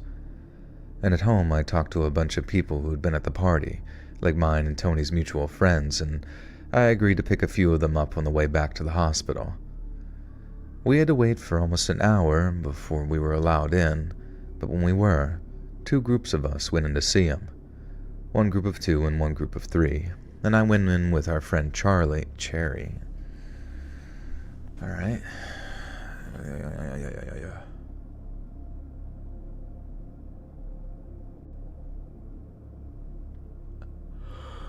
I'm a day ahead. What's up, Liz? Oh, man. What's up, Callie? How we doing? Oh, we're almost at 600 people here right now. It's kind of crazy.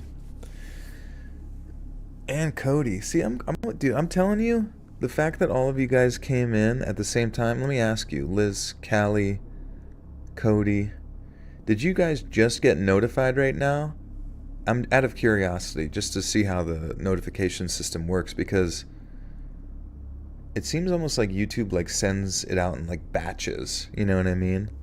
It's kind of weird. What's the most I've had in chat? I think I've gotten up to like over 1,000 when I first was starting streaming, because it was kind of like a bit of a novelty, I guess. But then I think once people realize what the streams were about, it's not quite the same as the videos normally, so it kind of like turns people off. Well, no, Liz, did you just get notified right now though, or were you notified a while ago? I saw it on your feed a few minutes ago. Okay. And maybe, yeah, you just did. Okay. Interesting. Mine came in earlier, but I didn't see it. Been taken care of. Oh, no worries, no worries. Okay, I'm just curious. Showed up on your homepage feed. Okay, nice. You're beginning to think that I'm high. I mean, I did just do a whole bottle of Jankum. Just shotgun that. Straight to the gills. So I'm kinda, my head's a bit turned around.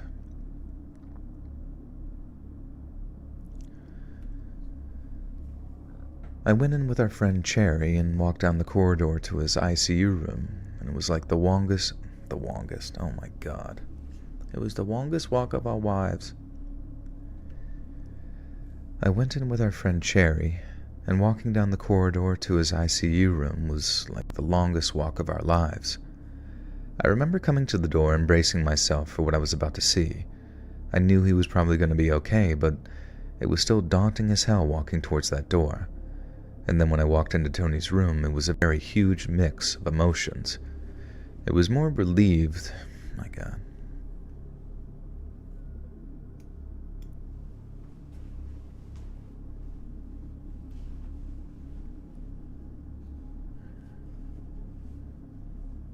Yeah. When you inhale so much Jankum, you turn into Elmer Fudd.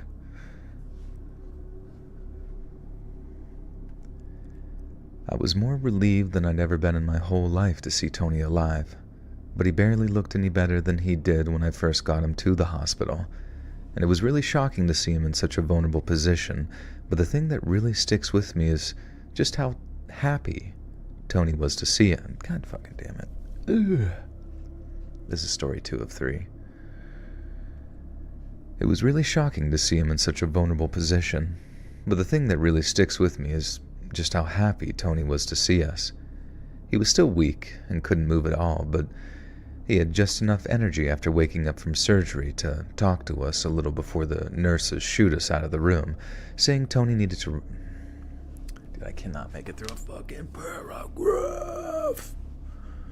Fuck.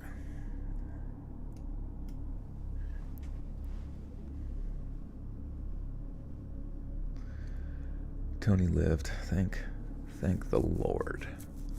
Thank the Lord.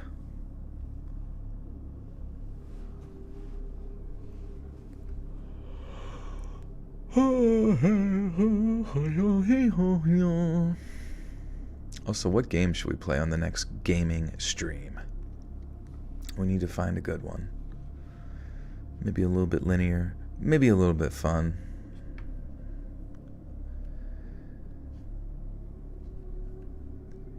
He was still weak and couldn't move at all, but he had just enough energy after waking up from surgery to talk to us a little before the nurses shoot us out of the room, saying Tony needed his rest. But before we left, Tony and I had something of a moment together. He told me I saved his life, but I told him he was wrong about that. Dead wrong. It was he that had saved my life, because if I had driven to that party on my own, I have no doubt in my mind that whoever shot at us would have aimed for me and not him. He hadn't opened up his door yet, so the lights in my car didn't switch on, but what Tony did have was his phone on full brightness, held a Do you like to play story games? Yeah, that's what I played yesterday. It was pretty much only story, other than like climbing on some shit and holding left click to like hang on. Sims with the Wicked Whims mod. What's the Wicked Whims? Alien Isolation. Oh, that's true. That's always a classic. Monkey Island, Sarah's favorite. Oh yeah, Daylight Savings Time. I forgot about that. Did that already happen, or is... That happened today, right?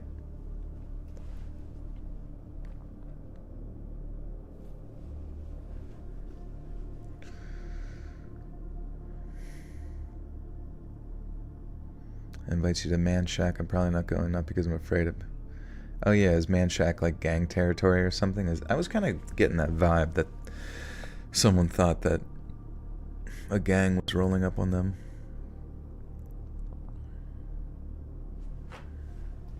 Do I remember the Berenstein Bears? Oh yeah. Oh yeah.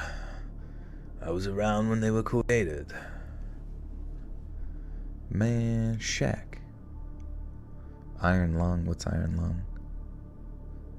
No, it's in the middle of the swamp though, and dark. Middle of the swamp? Really? They made it seem like it was like a... Huh. Interesting. The way, I don't know, the way I was reading the story, it made it sound like it was like a little bit of a cul-de-sac-y type suburb.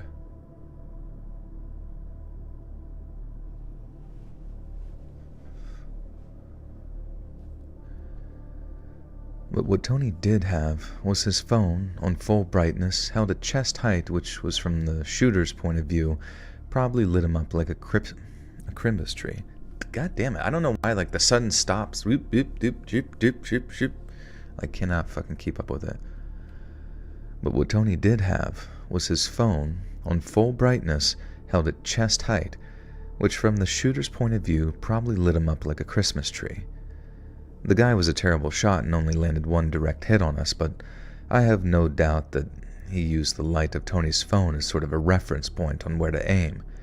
And if he hadn't Jesus fucking Christ. If he hadn't been there. You're having connections issues, Misty? You might have to tell her to turn down her quality. And if he hadn't been there, then it would have been me that took the shooter's one lucky shot, and then I definitely would have passed out on the way to the hospital if I wasn't killed instantly by that shot. And in so many words, he took the bullet that was meant for me. And Tony was in the hospital for just over a week, and strangely enough, that was the same day the man who shot him pleaded no contest to charges of attempted manslaughter. It got downgraded after that instead of murder because apparently in the last year alone, this dude's house had been targeted in 2 home invasions by 2 different groups. One group ended up going to prison, and apparently one of the guys told our shooter that his homies were going to get him. So when we rolled up to his driveway in a car that he didn't recognize, he opened up on us before giving us a chance to identify ourselves. His attorneys said that he was so scared that he didn't want to take any chances, but even with it being his first conviction, the judge called him a danger to others and gave him 3 years in prison. I would have liked to have seen him given more time, but there was a period where we thought that he might get no jail time, so having him get at least some time was a pretty huge relief. Tony has since made a full recovery, and has somehow managed to find it in his heart to forgive the guy who shot him. I guess that's the kind of grace that I should have expected from him. But for me, it's a hell of a lot harder to simply forgive and forget, not when both of us came so close to death. A happy ending. Yippee!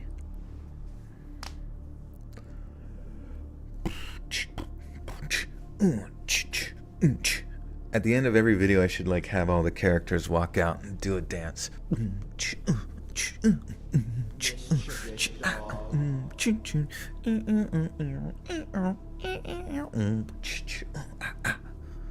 Josh, the Aussie, welcome to the Buttersock Cult. You now have access to bonus content. Good to see you, my friend. Thank you.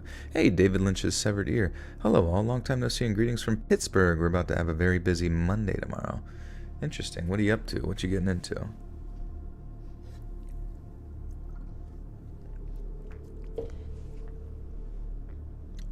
All right, guys. All right. Now, ladies. Yeah. All right.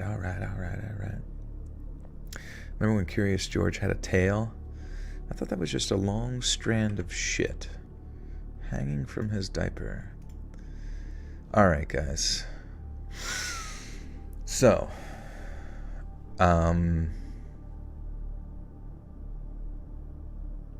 I'm going to go get some tea real quick. Take a quick 3 to 5 minute break, and I will be right back. Please talk amongst yourselves. Make yourselves well acquainted as the banter.com. You know the deal. And I will be right back. All right, thank you.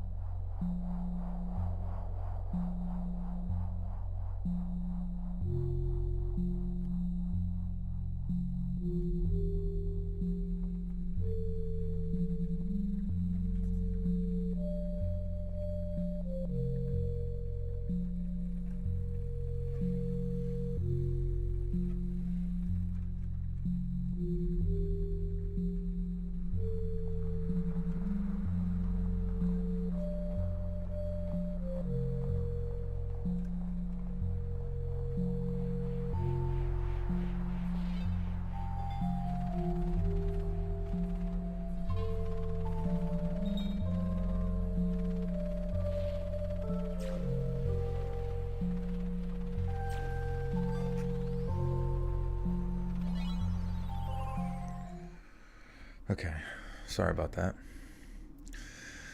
Had to take a big old dumperino.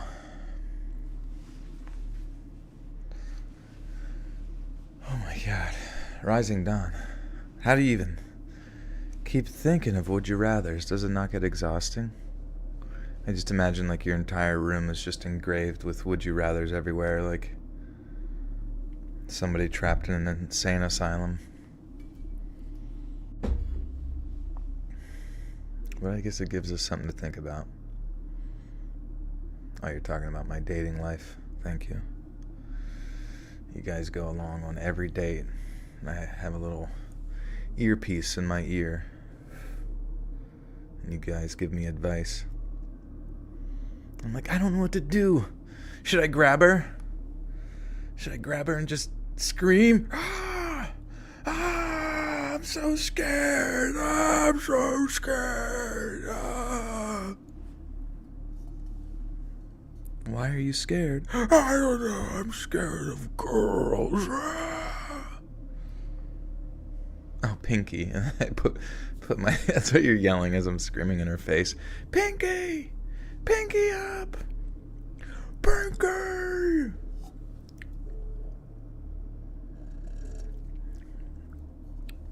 Give your date a wedgie. She's already wearing a thong. It's not working. That was the plan the whole time. Alright. Oh my god. Shim shalabim ralarim.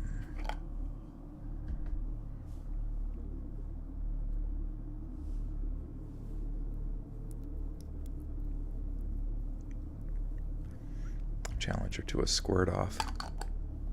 I'll always win that.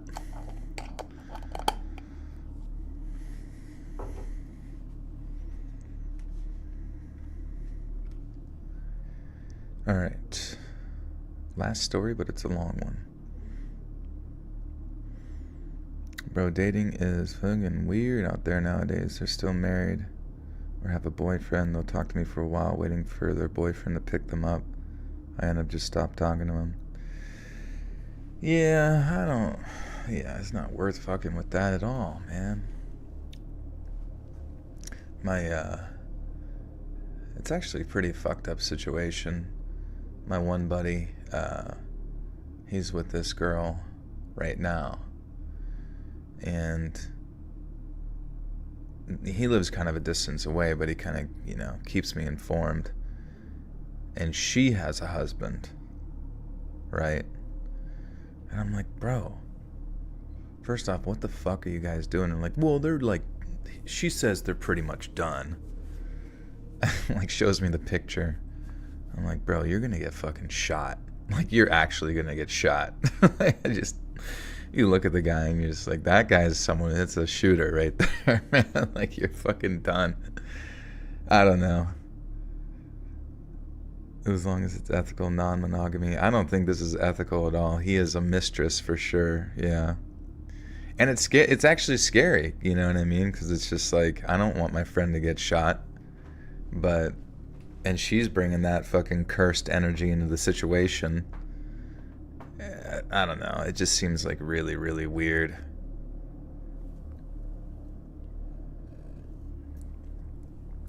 But I don't know, he acts like it's, oh yeah, they're all done and all settled. But I'm like, yeah, they're settled when he puts someone in a fucking grave.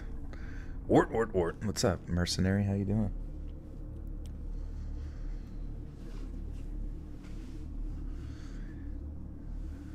He needs written documentation, yeah. He needs to see the court papers. Yes, I'm witnessing this with someone as well. Honestly, I don't understand why people can't just leave married folks alone. Yeah, I don't know. Or why married folks can't just, like, if you're, like, that sad, then just fucking engage the divorce and not sit there and, like, play, what do they call it? Like, monkey vining or whatever, or, like, jungle. Basically, like a monkey hanging on one vine while, like, swinging to the next branch, monkey branching or whatever, and it's just cringe. I had a chick tell me she wanted to lay for her divorce if I wanted to be with her. I laughed at her face. Wait, what is it? Tell me she wanted me to lay for her divorce? Oh, pay for her divorce. Ugh, man. Ugh. So sad. Just all so sad how expensive it is and how people get screwed. Dumb as fuck. Joel, should I trim my nails before my interview this morning? Yeah, I guess if they don't look, presentable or whatever, but if they're fine, I don't think it should matter that much. Maybe you could file them or something if they're long. Or bite them off.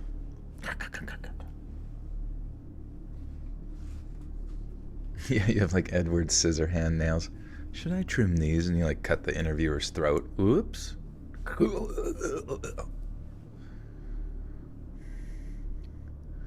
Because they get bored really easily. He's a great guy, an amazing dad. So I'm like, why drop him then? Hard to find guys like that. Yeah, I don't know. Honestly, that's a really sad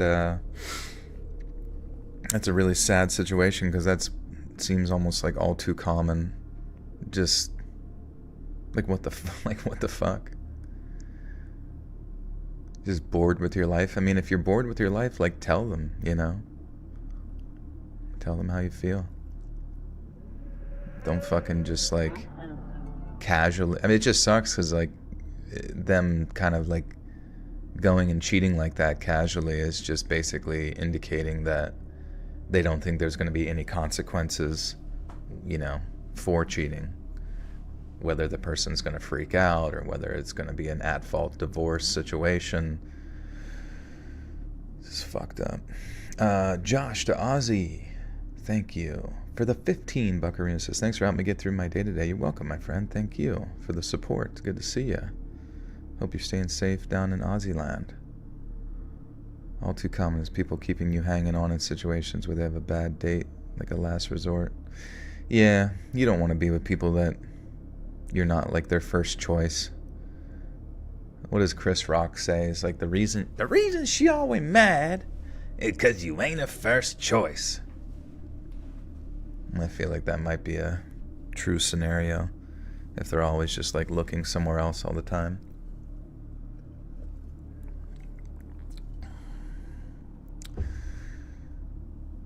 And then you move on and they stalk you. Yeah, I don't know. Some people are just fucked in the head.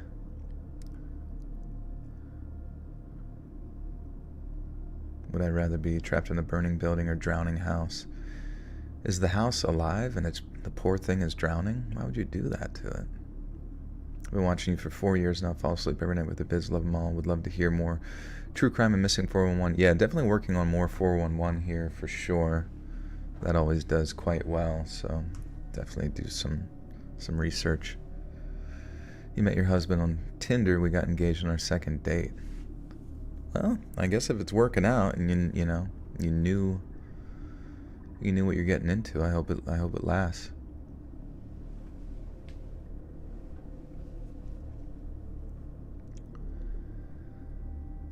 I've been a photographer all my life.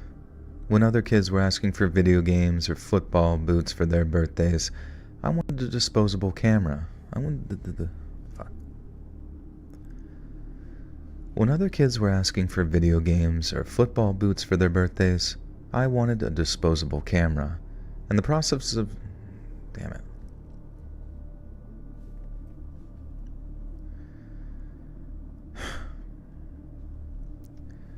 When other kids were asking for video games or football boots for their birthdays, I wanted a disposable camera. And the process of getting the pictures developed seemed like nothing short of wizardry to me. My passion for photography stayed with me right through secondary school, which, to my parents' infinite frustration, I showed very little interest in. I understand why they were so stressed about my poor academic performance. I didn't enjoy getting bothered by teachers every day. I just knew what I wanted to do with my life. And then after I left school at 16, I went off and did it. I interned with a professional photographer for a year, got a feel for the job, and then started freelancing for just about anyone who'd pay. It took a few years of building up a serious portfolio, but once I had one, along with the necessary experience, I was ready to apply for some serious jobs.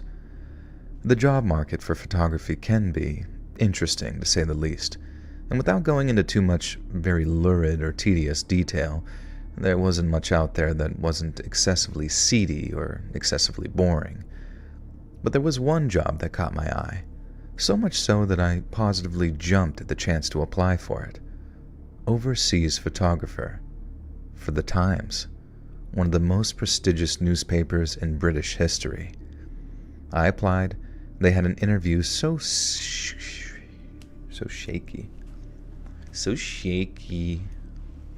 Hey, Josh to Ozzy, welcome back for 1 month. Well, actually, welcome back or welcome? Does anyone else have problems with playing the bonus content when you turn off your phone? I have YouTube Premium. It just doesn't work. Yeah, sadly, I've heard that a lot, that even though you have Premium or YouTube Red or whatever it is, or you're a member, that turning off closing the phone out to listen to it just doesn't operate the same way, which, I'll be honest with you, I don't really get that. Like, if you have access to the bonus content, right, what does it matter if the phone's turned off? Like, it should be accessible in the same way that Premium would be accessible, or at least have access to those features and whatnot. Do you ever get weird or crazy emails in your story admissions inbox? Yeah, definitely. A lot of really random stuff. But I'm getting, like, I guess hundreds a day, so sometimes, obviously I have many other, well, not many other people, but other people digging through most of that kind of stuff, and they'll show me stuff. It can be pretty funny, or it can actually become its own little content. Look up the grandma singing the Carnation Milk jingle. What about it?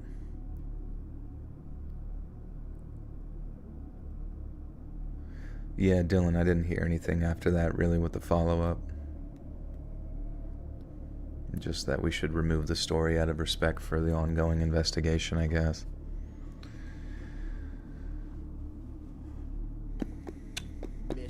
Shani Osborne, welcome back for 29 months. Been a wonderful journey. Thank you, Joel, and please keep it going. Thank you, I will. I will do my best. And thank you for 29 months.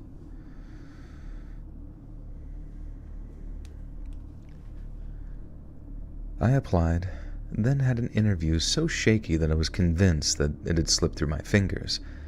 But somehow, someone saw some potential in me and got the call back with good news just a few days after. That job took me all over the world, and it was incredible. But then every so often, I get a chance to go somewhere a bit dicey. I went to Afghanistan in 2011, Iraq in 2012, then in January of 2014, I was asked if I wanted to go to Syria. And for those that need a brief primer, the Syrian civil war kicked off in mid-2012, following a year of fiery protests and violent government crackdowns. 2013 was a year of escalation. 2013 was a year of escalation, with various armed rebel groups getting all kinds of foreign backing before taking the fight to government forces. But then 2014 marked a distinct shift in the landscape of that resistance. And before the end of 2013, it was mostly secular groups of pro-democracy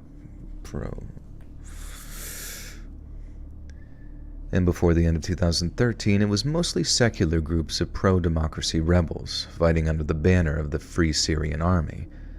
But just after the new year, you started hearing about all these Islamist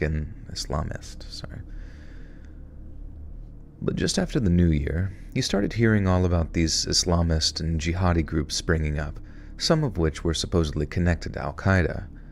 Our team's job was to drive into Aleppo, hook up with our contact in the Free Syrian Army, and then establish what relationship, if any, the FSA had with the jihadis. We flew over to Turkey at the end of February, spent a few days in a city near the Syrian border, and then crossed over in early March. It was a whole different feeling to Iraq and Afghanistan because when I visited those countries, the fighting in both places had started to die down. Syria, on the other hand, was a live conflict, a war in progress.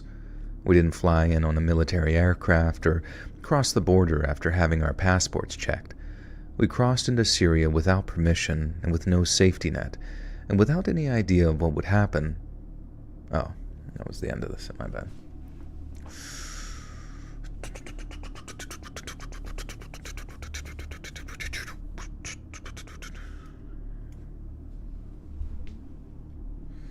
If Tic Tac goes away, they'll make an American version. Yeah, they'll just bring back Vine. Honestly, that would be the best way to go about it. Just set up, keep the same infrastructure, but just bring back Vine.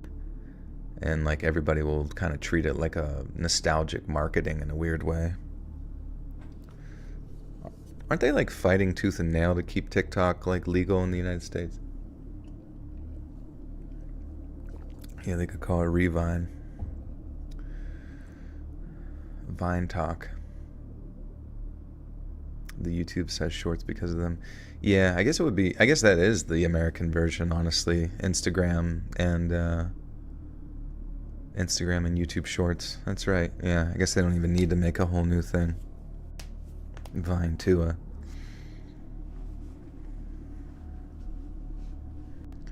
Do do do do do do do do. We crossed into Syria without permission, with no safety net, and without any idea of what would happen. And let me tell... Wait, I feel like I just missed something. Oh, shit. We didn't fly in on a military aircraft or cross the border after having our passports checked. We crossed into Syria without permission, with no safety net, and without any idea of what would happen. Fuck, I just hit the fucking mic. God damn it! I'm gonna freak out. I'm a sociopath. We crossed into Syria without permission. Oh my god, my voice cracked like a little baby. We crossed into Syria without permission, with no safety net, and without any idea of what would happen. And let me tell you, that felt very different.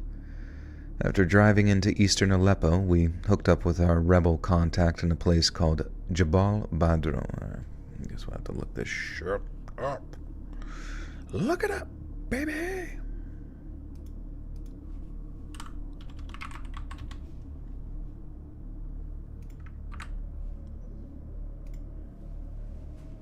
Jabal. What's up, guys? My name's Jabal. Welcome back to my prank channel. Welcome back to Syrian pranks. How you say Jabal Badro? Jabal Badro. Okay, that's exactly how it's said. Sweet. Freaking sweet.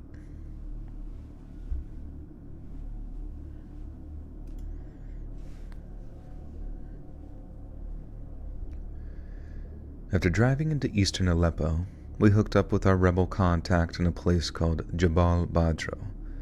The journalist I was with, Ben, had worked with Omar on a previous trip to Aleppo back in 2012, so for them, it marked quite an emotional reunion.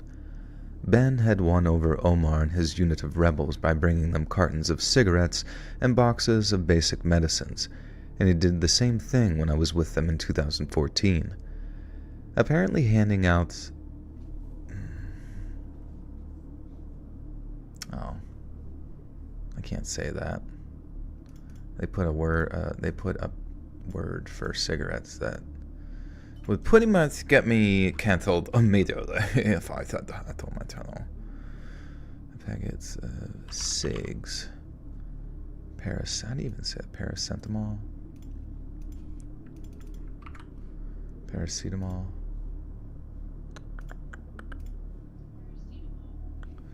Paracetamol. Have you seen the videos where it's like her boy best friend after y'all oh yeah, that's just so funny.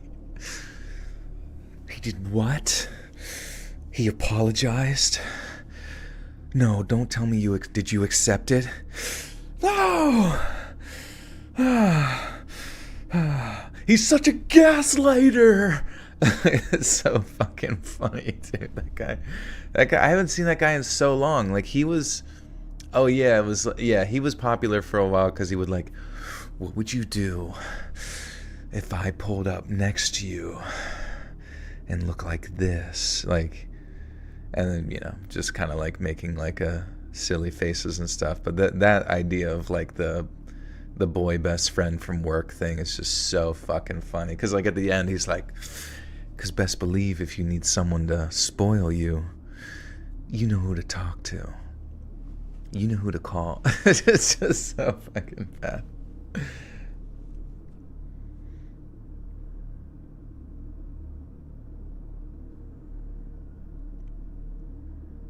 When you click on the heart button, does it do anything good for you?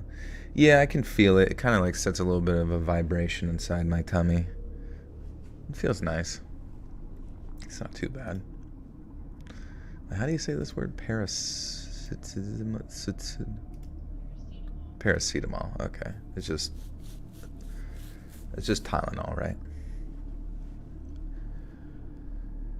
Apparently handing out paracetamol and packets of ciggies makes you very popular in a war zone. And so the week we spent with Omar's unit was as positive as it was productive. I picked up a bit of Arabic and partied with the rebels, sans alcoholic. What? Sans alcohol. Sans alcohol.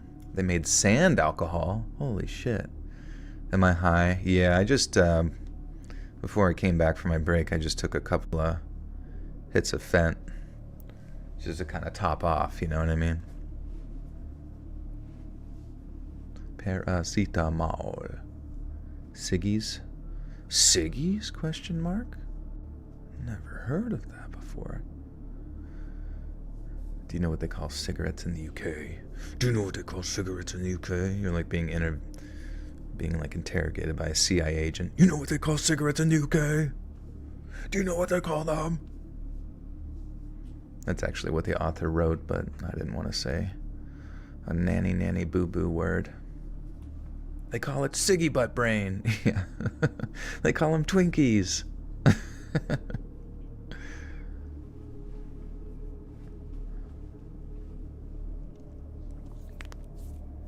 Pradeep's got the fucking zoomies. I can see it in his eyes. He's like looking around like, should I make a bunch of noise and sprint around?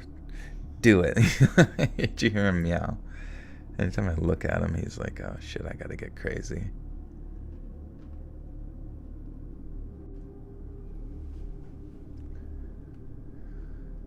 I picked up a bit of Arabic, partied with the rebels, and got at least half a dozen shots that I considered some of the best I'd ever taken. But that first week was a little more than acclimatize it. Motherfucker.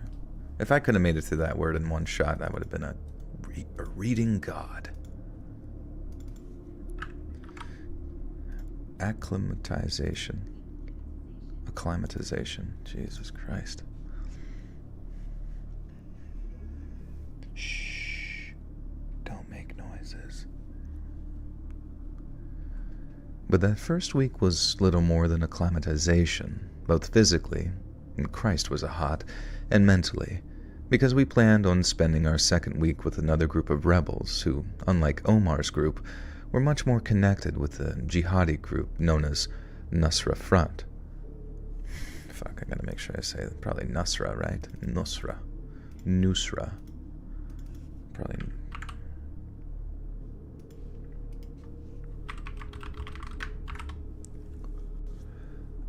Nusra. Okay, Nusra, yeah. Is that the kitty? Yeah, he wants to go out in the garage. Should I let him? Should I let him, folks? Should he get to go out into the garage? What do you think? Okay, they want to let you.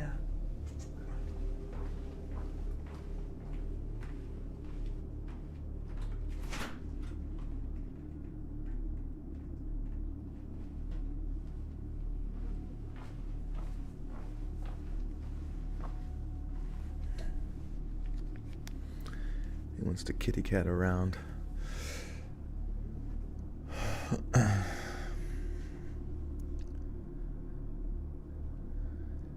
Because we planned on spending our second week with another group of rebels, who unlike Omar's group were much more connected with the jihadi group known as Nusra Front. The NF, as I'll call them from now on for the sake of ease, were actually connected to Al-Qaeda at one point, and their madman in chief was based in Iraq for a number of years. He was actually sent into Syria in 2011 with the goal of exploiting the chaos of the civil war to gain a foothold among the populace. But once he was there, and he got a taste of power, well, he didn't quite fancy letting it go.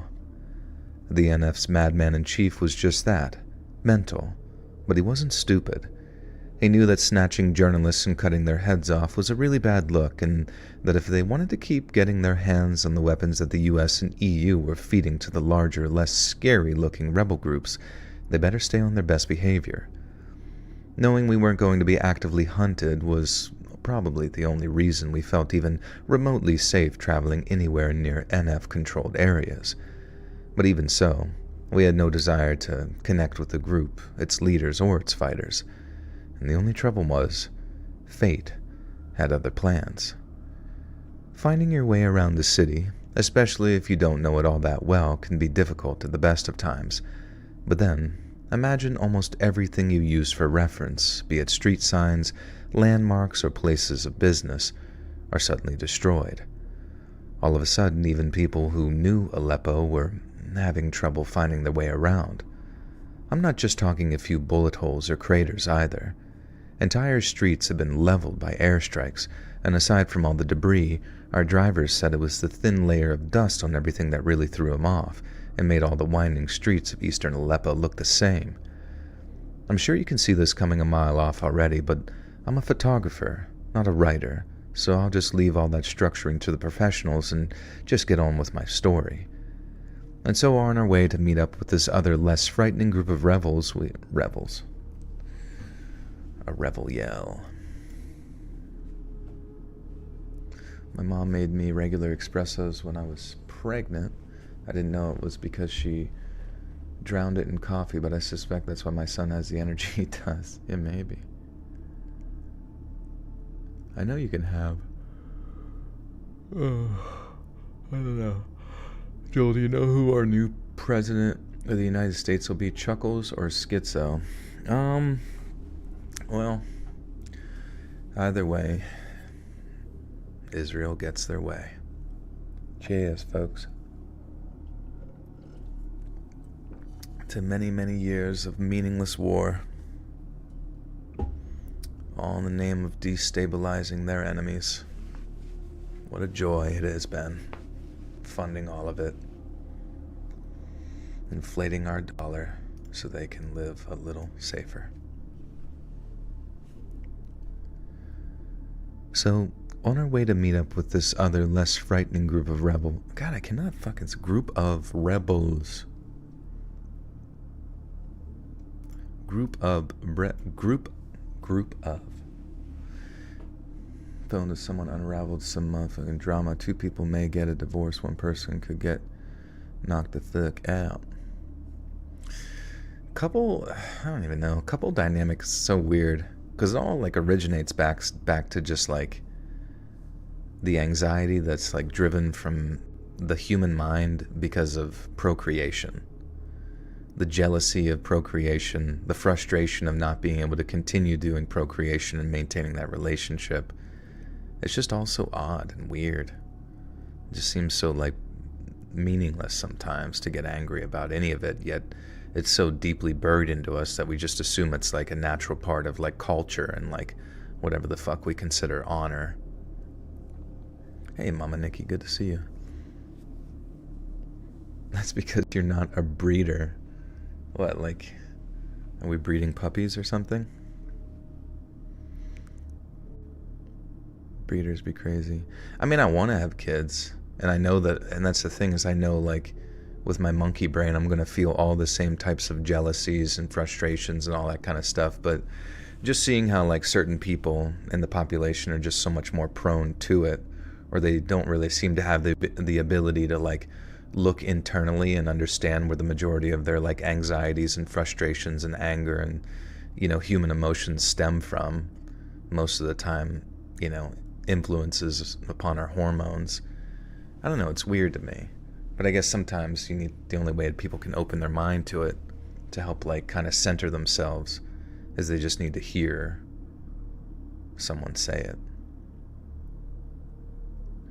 Joel, you are 34. I'm 33 next month. I want to settle with a nice girl. You ever never thought of it? Oh, I've definitely thought of it, you know. It's whatever, I guess. It'll happen when it happens. Would you ever have a kid at 60 or 15 pets at 30? I don't know.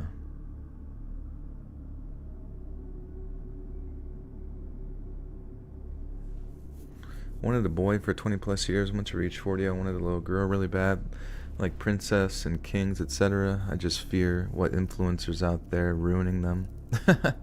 All you have to do is just keep on top of their stuff, you know what I mean? Like, don't let them have, you know, unmitigated access to internet and communicating with just weirdos and shit, you know what I mean? Just fucking you gotta be a parent. And a parent that's on top of shit more so than previous parents, unfortunately. And if you see something that they're watching that you don't like, you know, just say, hey, fucking stop. What do you think of Dark Somnium? I love him. He's a great guy. Hope he's doing good.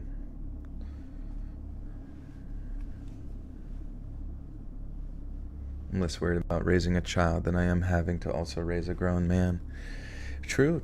Yeah, you gotta probably do some better vetting on the dating side to find someone who's not a baby boy. You think you just wanted to raise something. I mean, that's fair. You just wanted to pass on your genes and have purpose in life through, you know, raising a child. A lot of people do that. And honestly, like, there's nothing wrong with it. I know a lot of people, like, philosophically want to be angry about things. But, I mean, if they're also, those same, you know, philosophers probably also say that life is absurd, right? That everything in life is absurd. So, you know, why don't they apply that same type of logic to their, like, qualms and frustrations with the way other people want to live their life and, you know, internally think that their ideas are absurd, thinking that things are absurd. You know, everyone's going to just have their own subjective experience anyways, so who fucking cares? Just do what you want to do. Just don't hurt anybody, or you might get hurt too.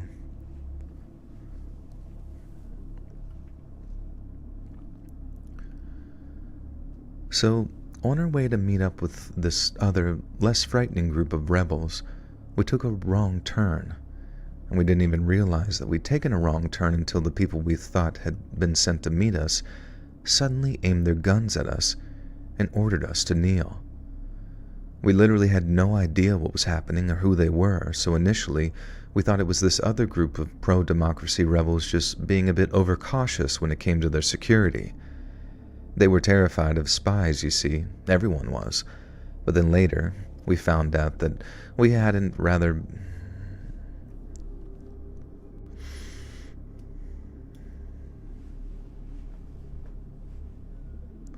Your worst fear is having a kid, bonding with them, and something happens, like the stories I hear on the news.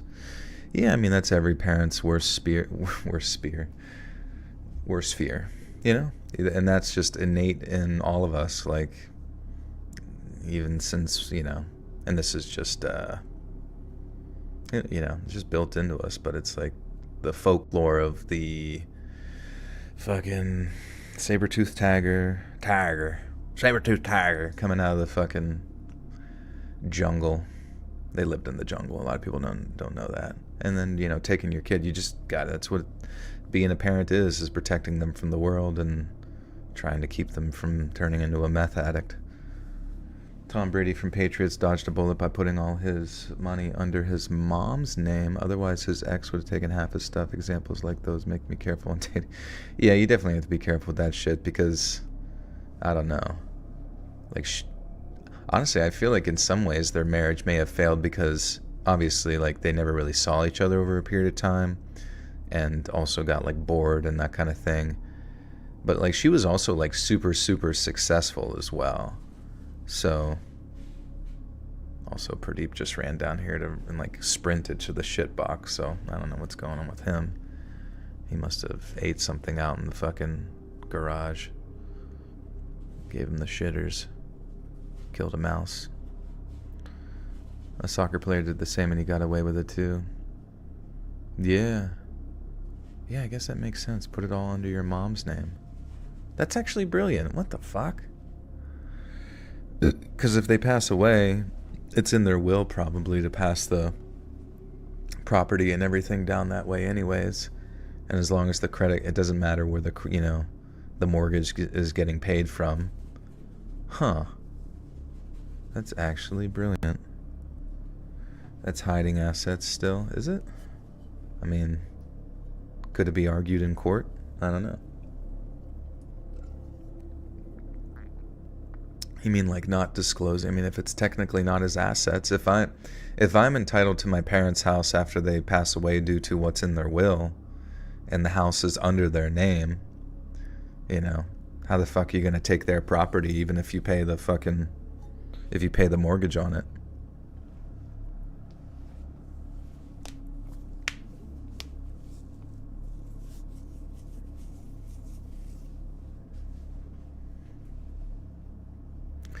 Don't get married. You'll give it your all and they'll leave you with nothing but a broken heart. Yeah, it's not good odds out there, is it? The house will be in your name after they pass, and if your wife leaves, she gets half. Well, yeah, I guess at that point, your wife might be leaving you and you're like substantially older, which I guess is what happens anyways. I don't know. I guess be thankful that Tom Brady's mom was still alive by the time they divorced. You just celebrated 8 years of marriage on Halloween. That's awesome. It's the thing. It's like how many success stories versus how many negative outcomes. Well, let's look at what is the divorce rate in the U.S. We'll get the updated stats. As of 2022, the divorce rate in the United States is 2 per 1,000 population based on data from 45 reporting states in the district. This reflects a decline from previous years. For instance, 2000, the rate was 4.0 per 1,000. It's important to note that divorce rates can vary significantly across different states. For example, in Arkansas had one of the highest divorce rates at 23.2. Yeah, I guess because they all get married at 2. What's the divorce percentage? I feel like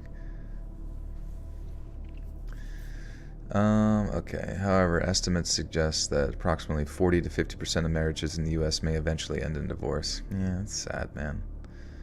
I mean, if you were investing in like a property or I don't even know, just some investment, if you were investing in Dogecoin and it was like a 50-50 on whether or not you could lose everything and you had to maintain that investment your whole life, and what you got back from it wasn't even like financial gain. It's like, do you take those odds? I don't know.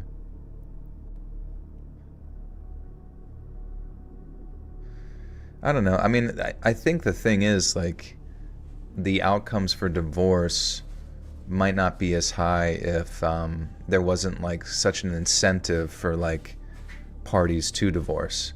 So whenever like a person, like Tom Brady, we sit here and talk about like his money, and for whatever reason there's just a legal precedent set that for some reason, even though it didn't happen, but hypothetically he didn't put it in his mom's name, or they couldn't have like legally finangled around that. I mean, they could have signed a prenup, but a lot of people don't. And I mean, why? Like, why does the other person just get half of your shit and you have to liquidate your home and all this like and your assets and all this stuff just to like accommodate someone who may or may not have initiated the divorce or looked at you in just like sort of a vitriolic way out of nowhere? It just doesn't, I don't know, just doesn't make a lot of sense. It's de-incentivized to do it, plus celebrities and singers promoting dropping your person. Yeah, I don't know. No desire to get married, to be honest. Always seemed a little archaic. Felt like society tells you that you want to get married. That's some kind of life goal that everyone needs to have. Yeah, I don't know. It definitely is pounded in. I mean, how many times does like a little girl do like women sit there and like dream about their wedding day, since they were little, or in watching like Disney movies? And I don't know. I remember hearing about like somebody who like ever since they were little had like a fucking photo album of like what their wedding day could be or something. And It's definitely very romanticized to the extent, but I guess if you, depending on how you look at people, both in the sense, I mean, the human population is going to continue onward, whether or not we fucking get married, or people get married to, like, 16 people at once, or whatever the fuck. Like, as long as there's sex and procreation, it's going to continue onward. But whether or not we add those, like, social expectations into it, it's kind of erroneous, especially with, with how pointless it becomes with a high percentage of divorce. I don't know. I guess you really, really have to sit down and talk about this shit before you jump into stuff just because you want to fuck each other.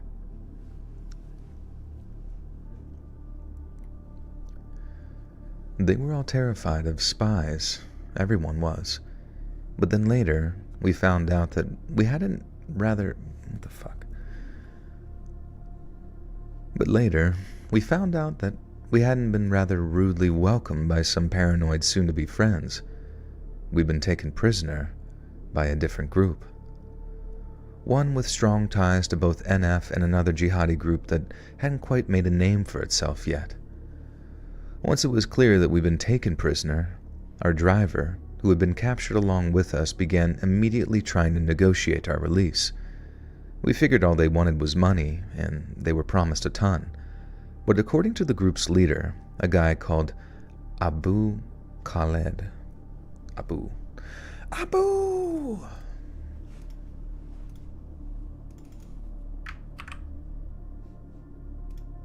DJ Khaled. A guy named DJ Khaled, Abu Khaled. This story is about getting kidnapped in Raqqa or some shit. YouTube channels like Fresh and Fit and The Desirable Truths make you realize you need to be careful with. Yeah, I don't know if Fresh and Fit's the one you want to be following, but I mean, there, digging into the psychology of like what we are as people is like not a bad thing to do, and to protect yourself. And you don't have to sit there and try to impress your parents with. And honestly, if you and your partner could just sit down and be like, hey, I want to be with you. And being in proximity to you here right now and taking care of things and whatever the fuck is still the same as like getting married. And like we can have kids, I don't know. It doesn't need to be like overly complicated.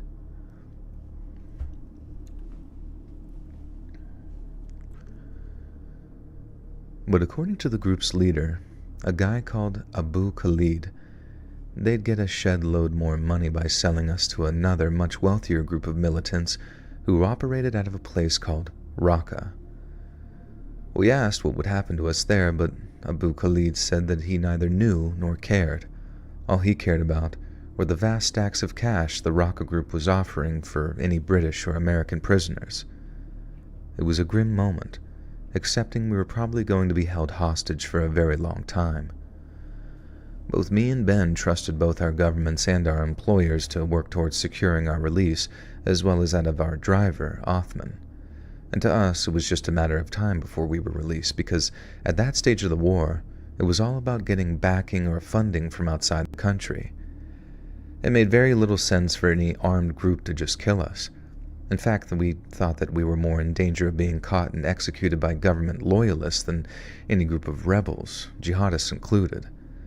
There was just too much money to be made ransoming off 2 British journalists, so even though this mysterious group were willing to pay our captors 40,000 USD for the both of us, it was an investment that they could make millions from. It must sound a bit mental to some people. I mean, it sounds mental to...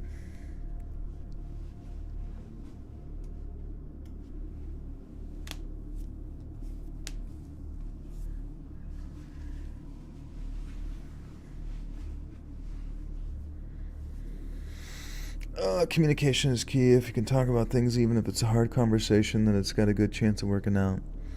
That's true, for sure. For sure.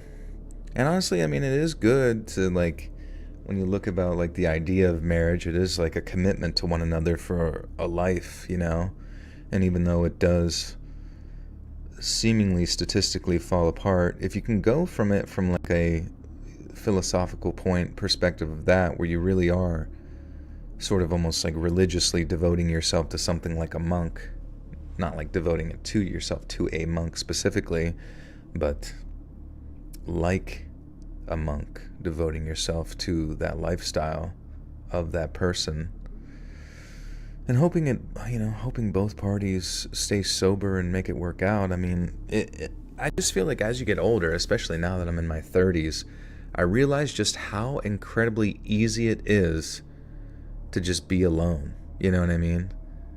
I don't want to be alone all the time. Sometimes I do, but I just realize how easy it is, if you want, for everyone in your life to just just leave you be. And nobody's going to go out of their way to like make sure that you're doing okay. I mean, they'll make sure you're doing okay, but I mean, like, it's just very, like, to have that person that is with you until the end. It's a very rare sight to come across. He needs to read smut, question mark? Because, I mean, you look at Up, the movie Up. I know that's kind of like a hyper-simplified romantic thing, but it was kind of weird. It never showed them have, like, any other friends than each other. But, I mean, man, that, there's not enough, like, representation of what it means to be, like, an old person in media. Like, all you ever see in movies and shit is just, like, young people, because it's, like, maximizing, like, sexual market value and all that kind of stuff within media. There's never, like, any indication of what it means to just be, like, middle-aged and fucking by yourself. You have to go into, like, YouTube and watch some video where it's, like... I saw this one video. It was, like, the most depressing shit ever. And it was, like, a Chinese man... And the title of the video or something was like, "It's my 50th birthday. I am alone at home watching," and it was like just some like shitty animated thing. And he had like just sort of like a whatever job. And it was just, I don't know. That's what it was. And he was just very, very much alone. I don't know. It's sad. I've had hundreds of old people tell me never go to bed angry at them, and they're married 30 plus years, some 50 plus years. That's good, yeah, enhancing the importance of communication. And honestly, that's how it feels, because like anger, if you think in a weird way, is very similar to the emotion of like fear and fear of the unknown. And when you allow, if you go back to all those like H.P. Lovecraft novels and just horror in general that feeds on and plays into your fear of the unknown, it's allowing your mind and the infinite sea of knowledge and curiosity that exists within it to just like run rampant with the idea of what could be out there in the dark. It could be the boogeyman. It could be a leopard. It could be a creepy Spidey, or what could be out there in the ocean or space. It's just like the fear of everything, the unknown. And in the same way, I think anger with someone without communication is very similar, because you are in a position of anger, and then that seed of anger is allowed to just like grow and grow because it's so mysterious. Like, what are they thinking? Why did they say that? What do they mean by that? And and your mind goes through a million different fucking scenarios, in the same way that your fear leads you into a very dark direction as well. So I think, yeah, communicating your frustrations kind of as early as possible is super, super key, because then you just like feel just like a weight fall off of your shoulders.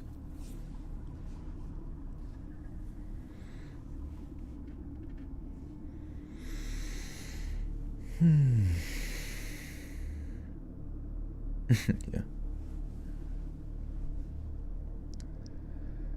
It must sound a bit mental to some people. I mean, it sounds mental to me just writing it all these years later, but being a prisoner wasn't all that bad. The group that took us prisoner just wanted to make us some money. Not make us, my fuck. Wait, I feel like I skipped the part. Fuck.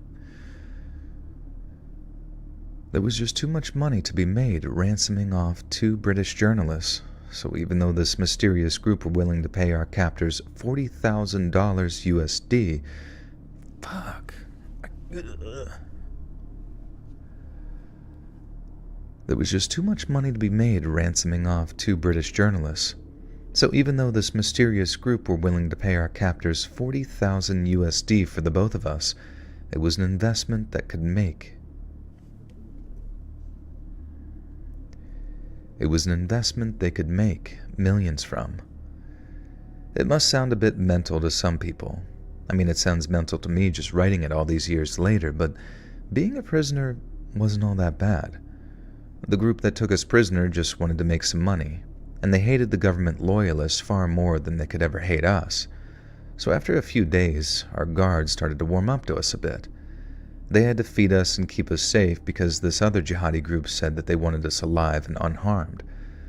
But after a few days of being regular fixtures around the compound they occupied, they took our restraints off, invited us upstairs from the basement they were holding us in, and then basically just let us hang out. They told Othman, "If your lot try and run, we'll kill you. But other than that, just behave yourselves."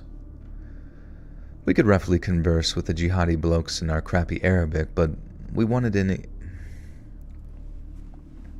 Look at that. Being a prisoner is pretty chill.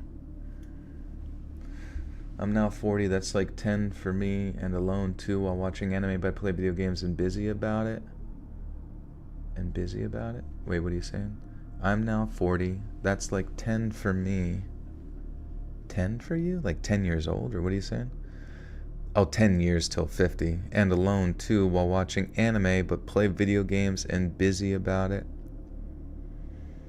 Yeah, you know, I would probably say, I know, it's none of my business, right? What you do with your life.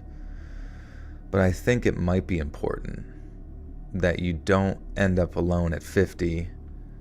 And if you have any sort of inclination in your solitude to lean into very negative thoughts about yourself and your life and all that kind of stuff, then I would say that that's an immediate indication that you should try to make a change. Because that's what depression is. I've really come to the conclusion that depression, in all of its forms, but especially the one that seems to creep up, and obviously there's many definitions to depression, many different phases, but whatever it might be considered linguistically, especially in the position of like laying in bed late at night pondering your current situation, I would say that if it causes you any degree of discomfort in the existence that you currently exist in, that should be a mark for change, an indication that you should make change so that you are a better and more satisfied person with who you are in those 10 years from now, you know what I mean?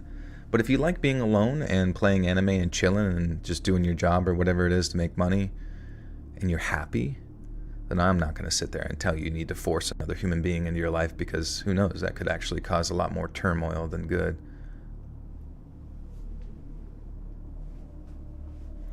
Or let family and friends gaslight you in your entire lifetime about how anxiety give you diabetes. Well, I don't know if, maybe anxiety gives you diabetes with like cortisol or something, but probably eating French fries might do that too. Would you rather be banned on YouTube or Reddit for life? Definitely Reddit, because I don't have any fucking use for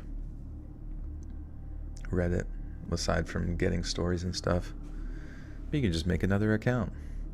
But yeah, I've heard cortisol can have a pretty drastic effect on your insulin. I don't know exactly how, but I think there's some sort of correlation there. Learn to stop comparing my life to other people's lives in my 40s, because nothing but anguish for literally no reason. Do you, and do things for you because you want to. Absolutely. Absolutely, man. Yeah, I struggle with that a lot too. Comparing myself to others and feeling like I should be something else. But it's like, even when I do like the big trips, because people always act like the biggest fucking accomplishment in someone's existence is like going on a fucking trip. Like that's what like every person should be working towards.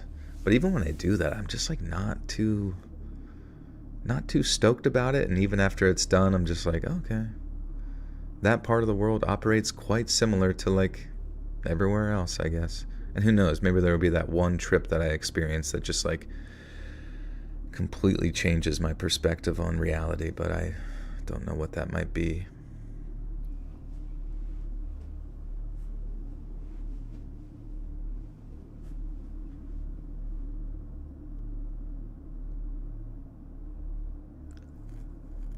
Ibiza? Is that where I gotta go, Fry?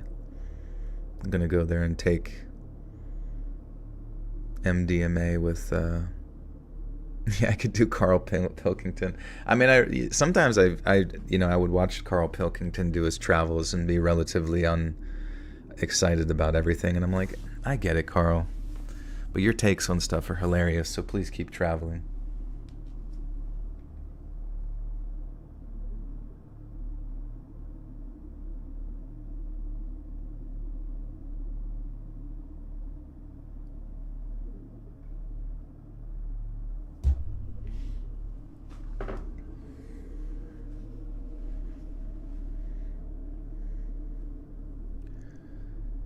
We could roughly converse with the jihadi blokes in our crappy Arabic, but if we wanted any serious dialogue, we'd use our driver, Othman, as a translator. The group holding us weren't frontline fighters. Their only job was to guard us, and seeing as they were actually pretty alright fellas who'd just been sucked into the maelstrom of the country's civil war, we got talking about this and that. They were very, very curious about our lives back in London, and I am deadly serious when I say they must have asked us 1,000 questions over the course of those 9 days in captivity. They wanted to know what London was like, what kinds of things we ate back home, and what kinds of places we lived in. But Abu...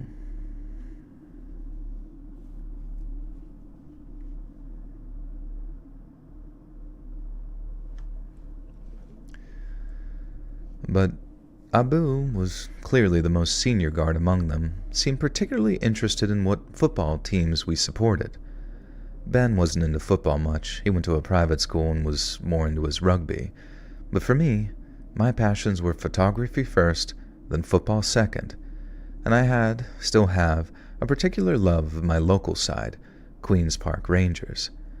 I know I'm going to get stick. I know I'm going to get stick from my fellow fan. Oh, okay.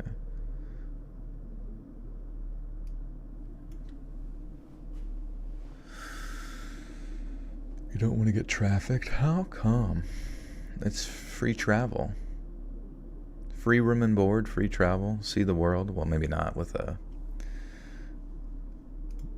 little blindfold on your eyes.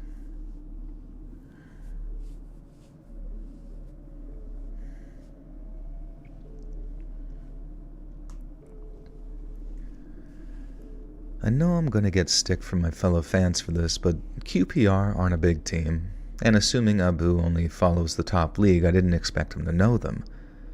But then, when I told him I was a QPR fan, his face lit up, and he launched into a massive speech to Othman, who was acting as our translator.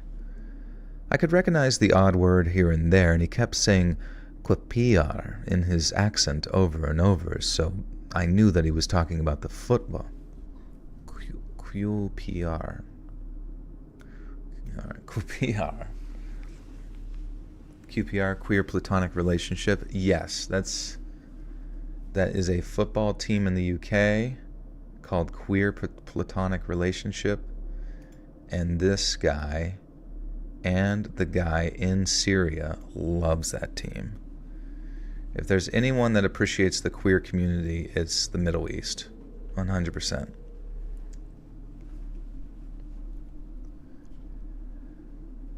I could recognize the odd word here and there, and he kept saying QPR in his accent over and over, so I knew he was talking about the football club. But then Othman turns to me, and in so many words, this is what he said. Abu says he is a great admirer of your Moroccan attacking midfielder, Adel... Oh, I didn't realize that fucking shit box over there was making noise. I'm talking about my butthole. Just kidding.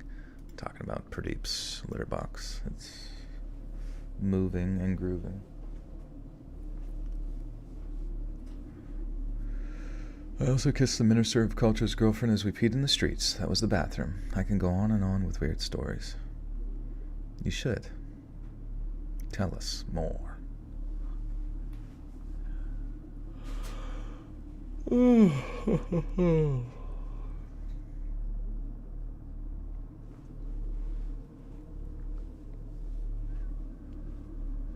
Yeah, class in 3 hours. You better get some sleepers. Oh my god. Dude, sometimes Pradeep hears the shitbox like cleaning itself and he's like, oh, I better go dirty it up again with my shit. You can hear them in there scratching. It is kind of strange. It's always during streams. Maybe because I'm just like paying attention to it more. But it always seems like during streams he goes extra hard on the poop.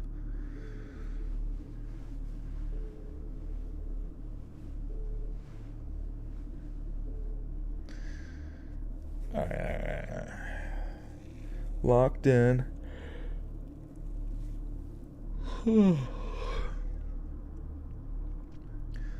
Abu says he is a great admirer of your Moroccan attacking midfielder, Adel Tar... Oh, fucking shit. Adel, like the singer, Tarapt.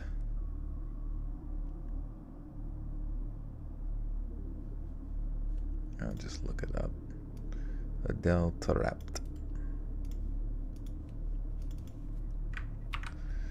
It is kind of crazy to me, like, how long these football players just, like, play for. Like, Messi and Ronaldo, like, I swear to God, they've looked the same and been the same since I was, like, a child. You sound tired? Oh, yeah, it's just a little bit late here, and I took my magnesium, so all the muscles are starting to shut down. You pronounce the U. Okay, let's see. Adele. Well, there's no U.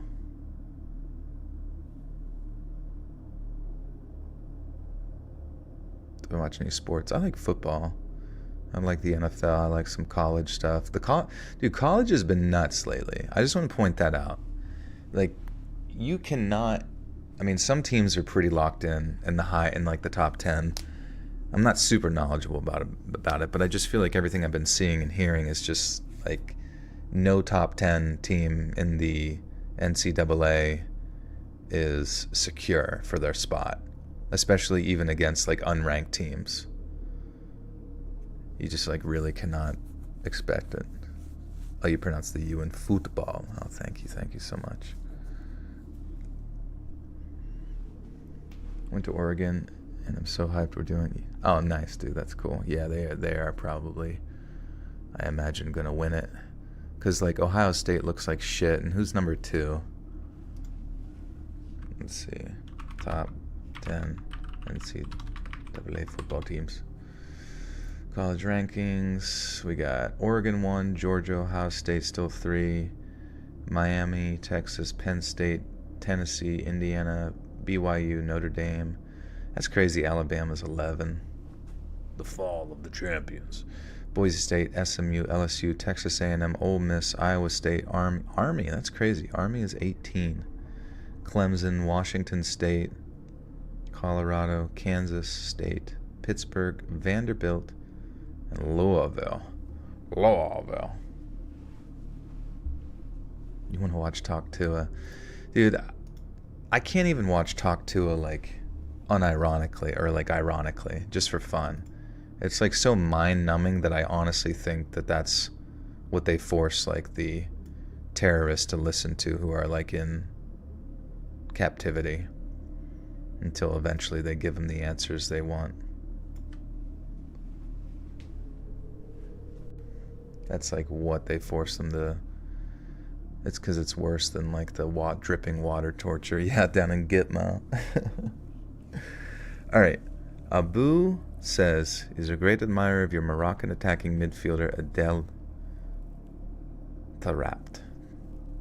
Okay. Oh, I see. Okay. Abu says he's a great admirer of your Moroccan attacking midfielder Adel Tarapt. And my jaw dropped. But Othman continued. Abdul says Tarap's contribution of 19 goals 16 assists to QPR's 2011 season was a huge achievement for a player of his age, that he thoroughly deserved to win the championship's Player of the Season award. And you know what? Abu was exactly right. As a die-hard QPR fan, I loved Adele, and I still do. He was absolutely phenomenal during that 2010 season, and I cheered for every single one of those 19 goals. And through Othman, I asked Abu if he remembered the goal Tarap scored on Boxing Day of 2010, and Abu jumped off the floor. This is like so specific. Like going in and talking about fucking football. Oh, yeah, no. Someone said about that you would pronounce football with the U. You wouldn't pronounce it with the U in the UK. You would call it football. I don't think they pronounce it like Europeans. Right?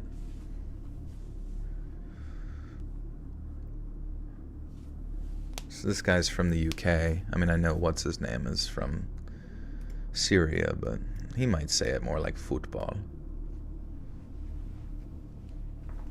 But the football with just the U is like Germany and shit. Footy. Hey, playing footy.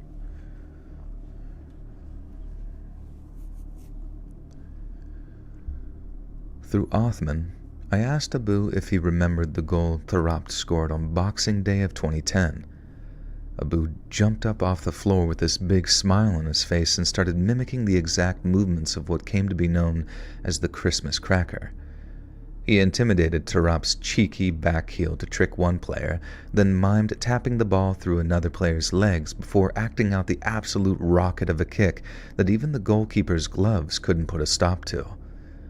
I was in raptures, or Taraptures, you might say, and I asked if Abu remembered Tarap running over and literally hugging some random QPR fans in celebration of his goal. And stuff like that was why he was so popular. He loved us and we loved him, and neither of us was afraid to show it. Abu did remember the hug, and then that was it. We launched into what must have been a 2-hour conversation about football with almost everyone gathered around for the entertainment. And the whole thing was just crazy. There I was having an in-depth football talk with a man that had taken me hostage. It marked a sort of high point in our time in captivity because for a brief moment, it was like we weren't prisoners anymore. It was like we were among friends, and although I wasn't to know it at the time, I think it was that chat about Tarap that saved our lives. We spent another 2 days in Abu's compound, and those were probably the best 2 days we spent there. We were given generous portions when invited to sit and eat with the rest of the rebels, after which they shared cigarettes and sweets with us. Then, after dinner, they had 100 more questions for us about our lives back in London. However, after about an hour of chatting, Abu asked if we could have a word in private, and by private he meant me, him, and of course Othman. We walked over to a quiet corner, and through our driver-turned-translator, I asked him if there was any news on the hostage transfer. I made it clear that I wasn't making any demands on him. I was just anxious about being in the dark regarding when and where we'd be transported. Abu looked at Othman, then at me. Then, after a sigh and a moment of thought, he started feeding his reply to Othman for translation. And as I watched him talk, I watched the color slowly drain from Othman's face. He turned to me, and more or less this is what he said. Abu says he is hesitant to sell us to the group in Raqqa, Othman said. And initially I thought it was because Abu thought that he was being stiffed. And the idea of selling us to the other group for pittance so that in turn could make millions had probably left a pretty bad taste in his mouth, and that's not what was bothering him. He said he could live with the prospect of selling us to someone who'd eventually release us, but that's not what this other group intended to do. This other group went by a few different names at the time: the Mujahideen Shura Council, the Army of the Victorious, the Congregation of Monotheism. Yeah, if I make a mistake, it's on purpose. Every time I stop, it's just so I can make sure you guys aren't doing anything naughty in chat. There's an English YouTuber who often points out the way American English is more proper than UK English. It's great fun. Yeah, I mean, sometimes I notice with, like, English, they say, me and Johnny. Oh, me and Johnny went crazy the other night, instead of, like, Johnny and I. You know, you think they would say, Johnny and I went absolute bonkers. But, I don't know. Me and Johnny is pretty frequently something I hear, and it's, like, not even considered a grammatical error, I suppose. You what? You what, mate? You noticed I said that we invented the language. We can say it however we want. I'm fucking Shakespeare. I'm Shakespeare.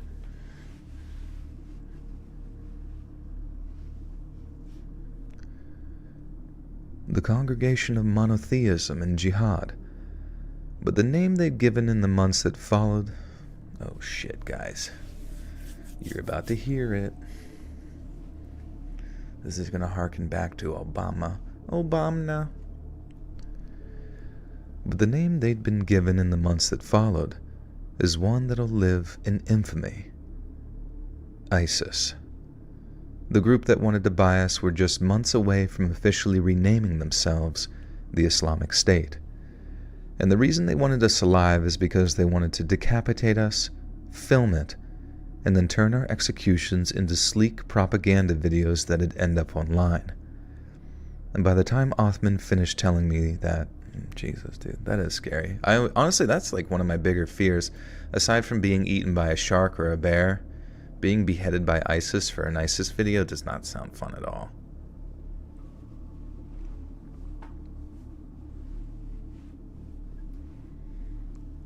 Thanks, Obama.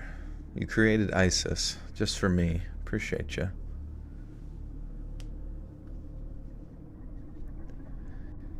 And by the time Othman finished telling me that is, everything except their ensuing change of name, I must have looked as pale as he was. I then begged Abu not to sell us to those people, that we could guarantee them tens of thousands of pounds if they ransomed us instead of selling us on. He told us it was too late, and that ISIS were already on their way to collect us. They'd be at the swap location a few miles outside of Aleppo in less than 48 hours, and if we weren't there to collect, there'd be trouble. And by then, Othman had taken over in terms of leading the discussion, and after a few more minutes of talking, he gave me the gist of what had been said. Abu was going to resort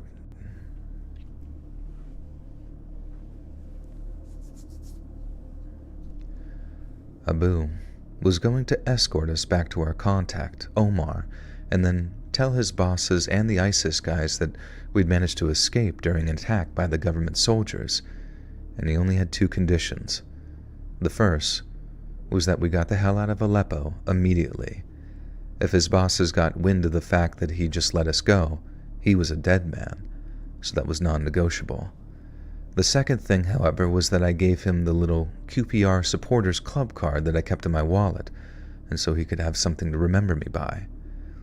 I gave it to him in a heartbeat, and then just a few hours later, we were on the move again, back towards Omar's group, who had spent our first couple of... I gave it to him in... Fuck.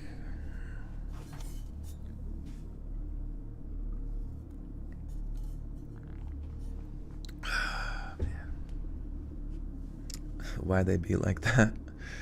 I don't know. I really don't. I really have never dug in to like the psychology of Islamic terror, at least in the modern sense.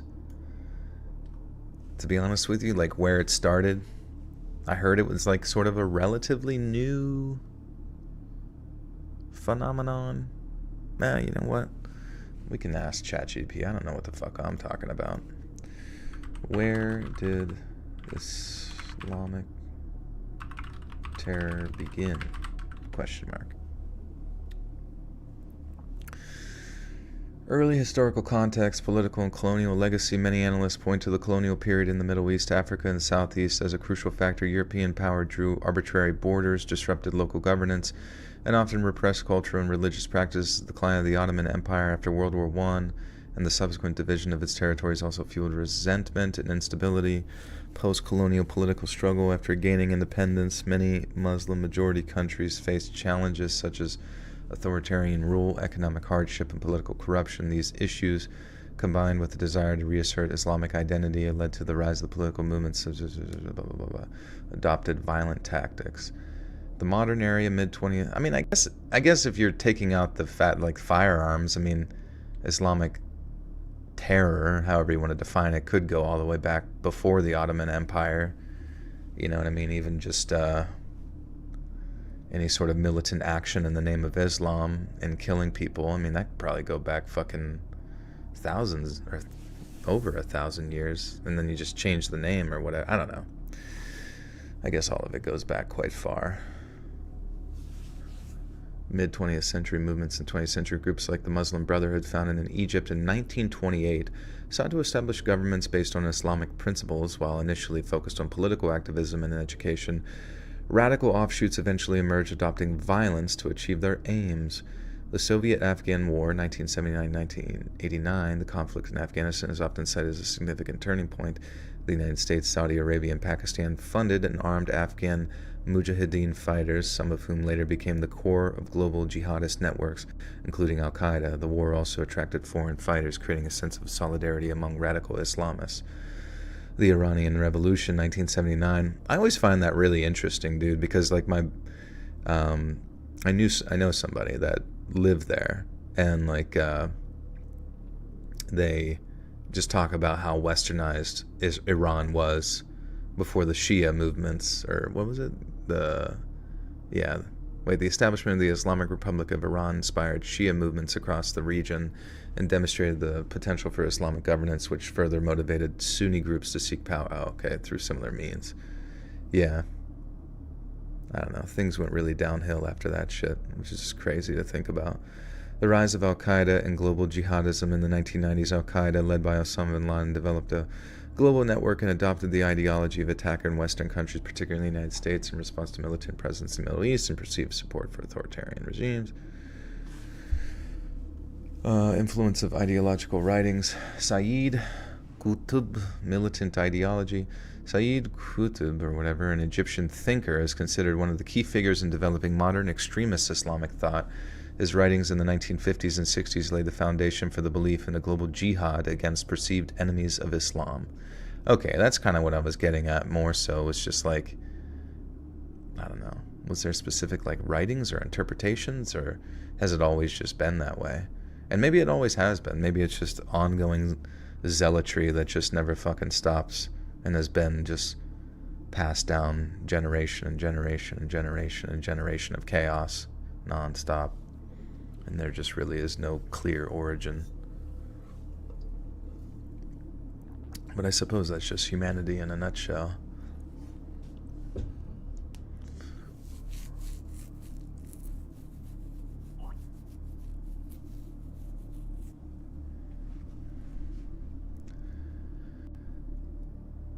I gave it to him in a heartbeat.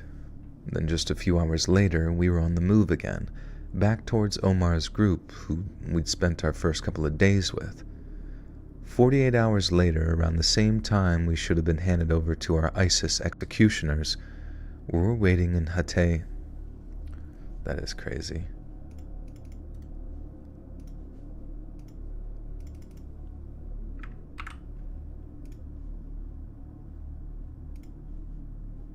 Hatay, okay, Hatay Airport.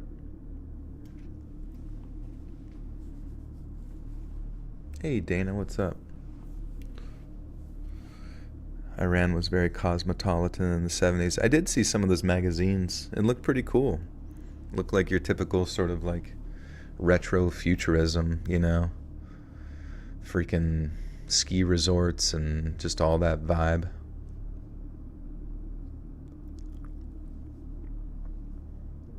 Where's the Islamophobia in the chat? I mean, I'm just literally discussing it. I mean, I don't know. And to criticize, like, Islamic extremism is not fucking Islamophobia. I think to criticize any extremism is, like, probably the healthiest thing you can do for any ideology. You have to discuss it, otherwise it's never gonna fucking get talked about. I mean, yeah, don't fucking, you know, surmise one group as being something when they're not. I don't think anybody's doing an Islamic phobia unless they are.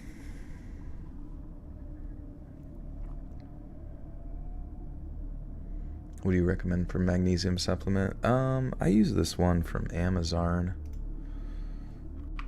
Let me check again. What is it called?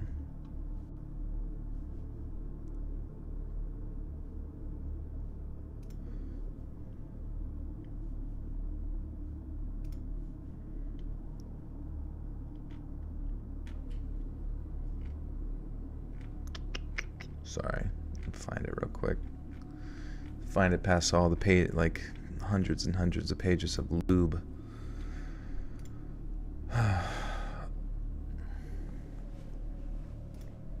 Real quick. Oh yeah, I get this stuff called Gorilla Dream. It's made from real gorillas. It's pretty cool. Disney radicals, yeah. Taylor Swift extremists. I mean, if you can't, like, talk about something, then it's just, like, you know, it's kind of fucked. I'm thinking about a story you told a while ago about a stalker you had. It was okay if you talk about it. Are there any updates? Yeah, not really any updates. Or I'm not even sure which one it was. I feel like we had a lot of, like, random shit like that.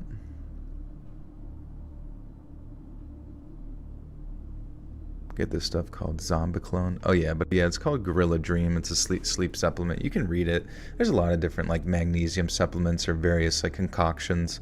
That one seems to work for me because it's got like a really small amount of melatonin, and I guess like super small amounts of melatonin, like less than what some people might tend to take, sort of like activates your body to start releasing it a little bit.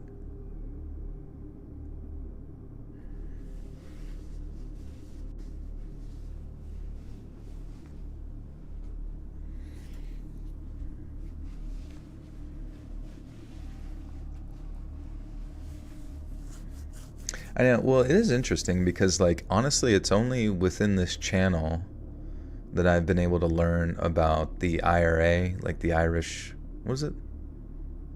Fuck. What is it? Or no? Yeah, IRA. The Irish Republic Army. I mean, kind of operating as a, I believe. Is it? Wait. Yeah. Let me just look at it. Is it Catholic or is it Protestant? But it doesn't matter. The point is that it's like a subsect of Christianity and like modern Christian terrorism. But at the same, you know, it's something you don't really hear about. But it's, I don't know. I just think people need to talk about those types of groups. Like, talk about the IRA, talk about ISIS, talk about Al-Qaeda, talk about people within your own government who are like, you know, associating with these groups. Like, talk about the moderates. Talk about the moderate folks who are just like comfortable with like terrorism because it seems to suit a particular worldview, or they're like too afraid to speak out against it or something out of fear of being shunned from their religious communities. That shit is fucked. Like, that shit to me is fucked. Like, where they just like sort of complacently are comfortable with, you know, casual terrorism because of intimidation tactics and, you know, being brainwashed from when they're younger. Shit like that. Like, fucking talk about stuff, guys. I'm fucking sick of this, like, concept that we just, like, can't talk about things. Fucking dumb. You're never going to make progress or have any sort of reformation in, like, the world if you can't discuss things. And if you just, like, call everything a fucking ist and phobia and blibbity-blabbity-doobity-da. It's like, to me, I don't even consider those words, like, to have any meaning anymore because they're so fucking diluted in, like, the modern vernacular. And if anything, anyone who usually throws those things out are more or less just there to like derail conversation. It's actually just to like throw a wrench into a fucking engine. And it's just, it's not intelligent. It's not, I don't know. I mean, obviously you don't want to be ignorant to things. You don't want to just be some like hateful jerk, but you got to talk about stuff, especially if it's like an insidious fucking threat.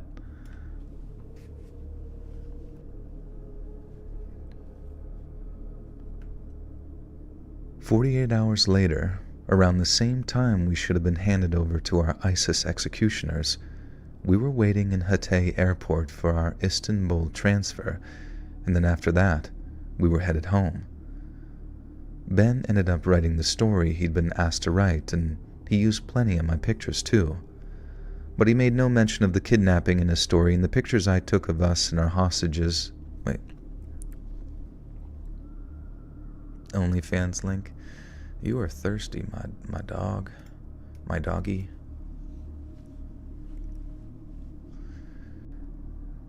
But he made no mention of the kidnapping in his story, and the pictures I took of us and our hostage takers have never seen the light of day.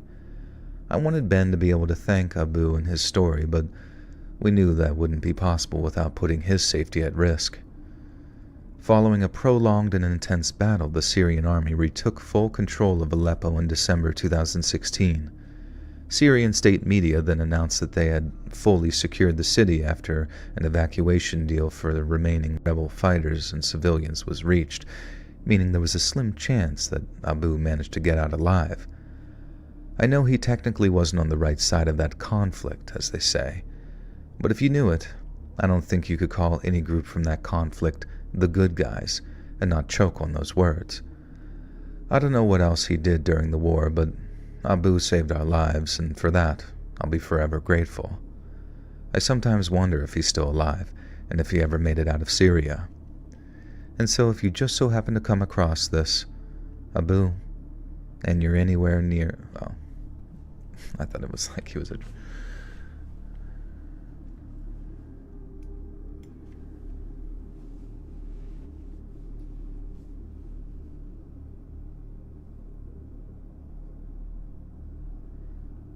I think what people are doing with protests and boycotting, especially in the genocide Palestine, is more important.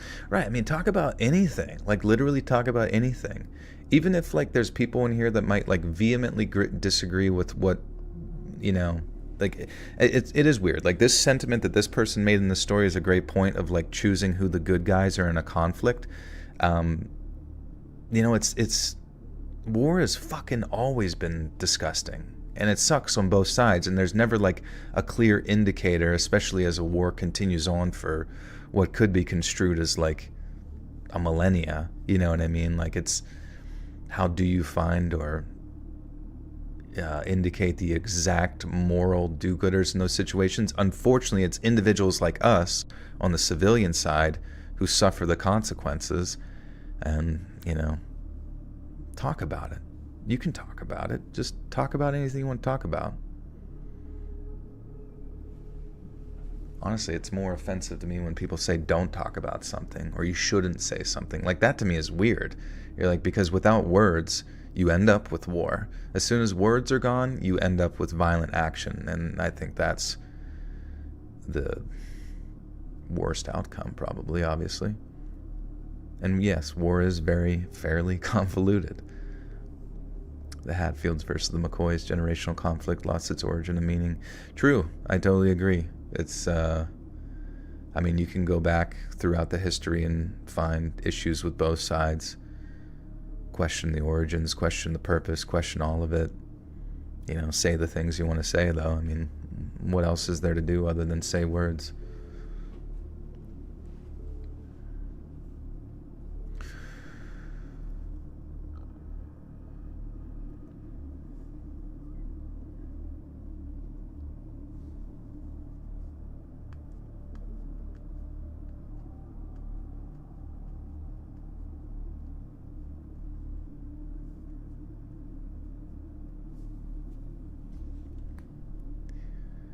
So if you just so happen to come across this post, Abu, and you're anywhere near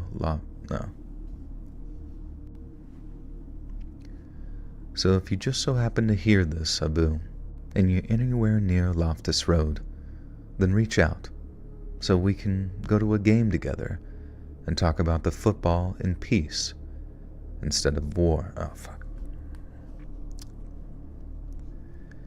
Then reach out so we can go to a game together and talk about the football.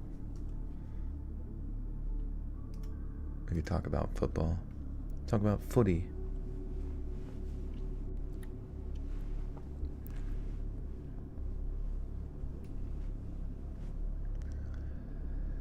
then reach out so we can go to a game together and talk about football in peace instead of war. Football! Football! Talk about footy, mate, and football. No bananas left for breakfast. What do I smear my peanut butter on? Not exactly. I just need an excuse to eat the butter and the peanuts and all mixed together. Alright, dudes.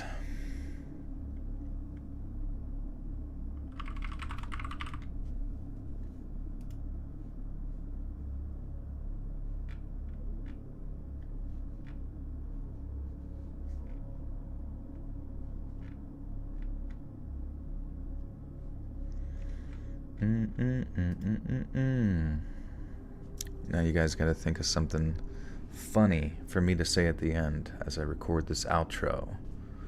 Please, guys, only submit funny things. Be funny. If you're not funny, you will be removed from the stage.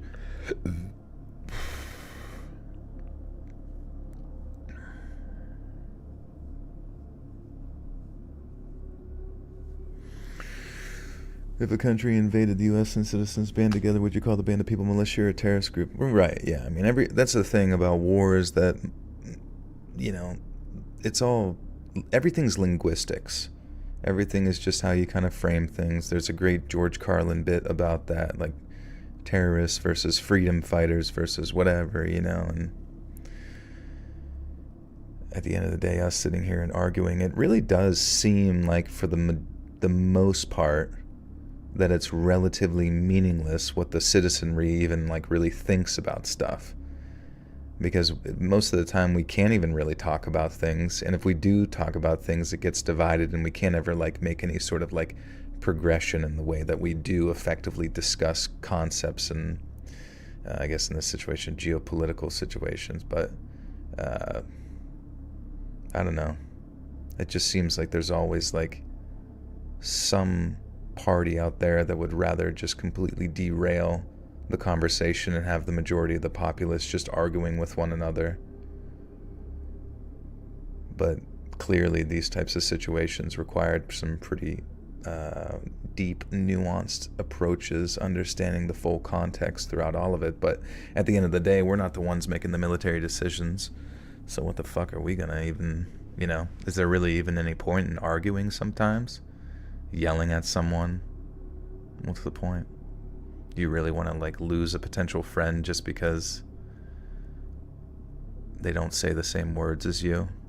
Because that's really all it is. And then you have to ask yourself, like, if I'm mad at that person for not agreeing with the words that I say, yet neither of us have any actual effect on the outcome of a conflict all the way across the world, am I actually the selfish person for getting angry and making all of this about me and disincluding you from a friendship or relationship with me because I am the one actually self-aggrandizing myself, projecting the war into me? You know what I mean? Like to me it's you kind of like start to understand the psychology of a person when all they do ever is like make everything about themselves.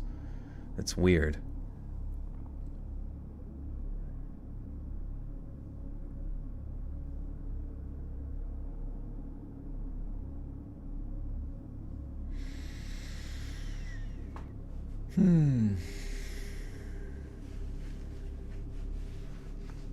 Alright. Did anyone say anything funny for the outro? The end, remember? Please, guys, please, come on. Stick to the important stuff here. Come on, stay focused. Hey friends, thanks for listening. Click that notification bell to be alerted of all future narrations. I release new videos every Monday and Thursday at 9 p.m. EST, and there are super fun live streams on Sundays and Wednesday nights. If you got a story, be sure to submit them over at my email, letsreadsubmissions@gmail.com, and you might even hear your story featured on the next video. And if you want to support me even more, grab early access to all future narrations and bonus content over on Patreon, or click that big join button to hear about the extra perks offered for members of the channel. And check out the Let's Read podcast, where you can hear all of these stories and big compilations located anywhere you listen to podcasts. All links in the description below. Thanks so much, friends. And remember, you are all wrong.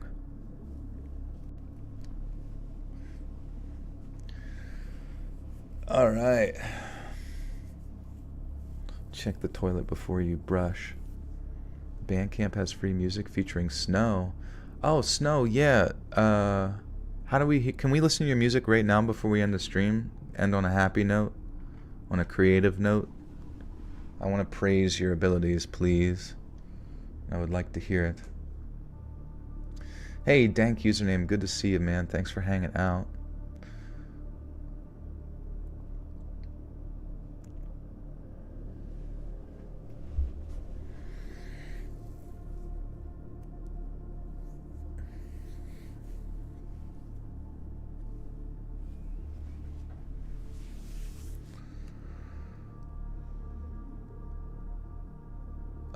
Yeah, how do we access your tunes? Pump up the jam. Play anything you want from the Gregory album. Okay, so do I type in Snow with a 0? So Bandcamp, Snow with a 0, Gregory. Oh, Alessia Shepherd. Okay, sorry. Thank you.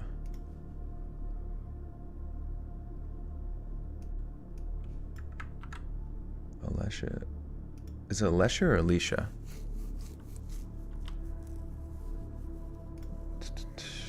Alright. Good night, Gregory.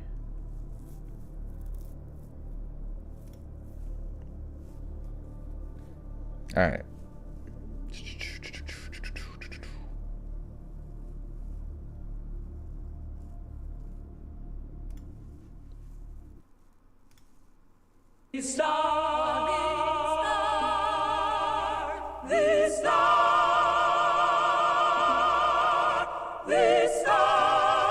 Is this it? Alicia, okay. Nice. This is pretty sick so far, holy cow. Oh, nice. Oh, hell yeah, dude. Wow. So you're a writer, and you make some really good, funky, groovy shit. I mean, I was just really impressed, like, right out the gate, getting right to it. You got a whole ensemble. Were those real people, or did you create all this digitally?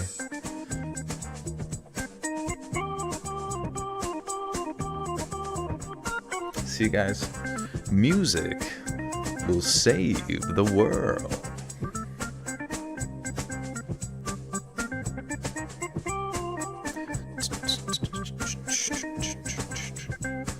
It's all from me and my LDP and my mofo. Nice.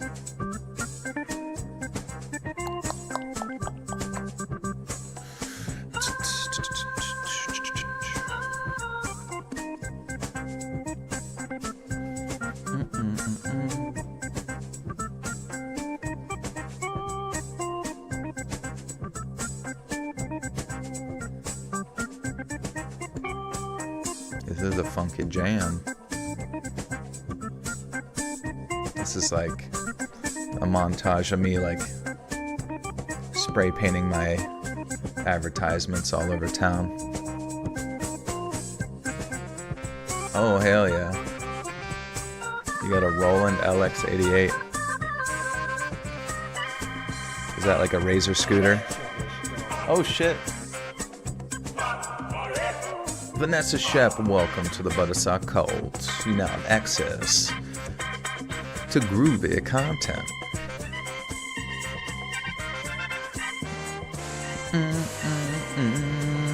Oh damn, dude, that's sick. The brass instruments. I like it. It's coming out of the left ear because it feels like it's like across the room. We're over here.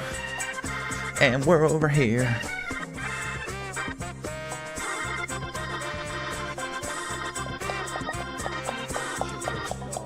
Sonia, welcome back for 26 months. Thank you. Yeah, I'm going to link your Bandcamp in the chat, just in case anyone wants to support or check it out more of the songs. Hell yeah. Hell yeah.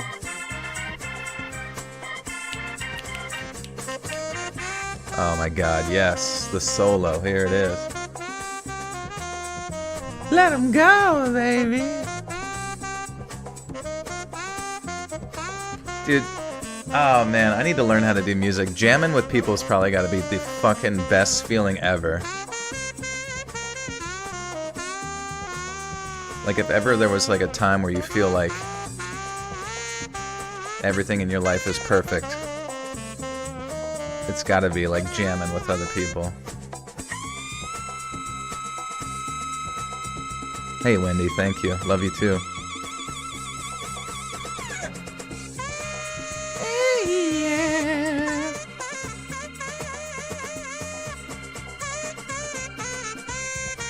I recorded vocals for so many things played along with live bands. Unbelievably exhilarating. That's sick.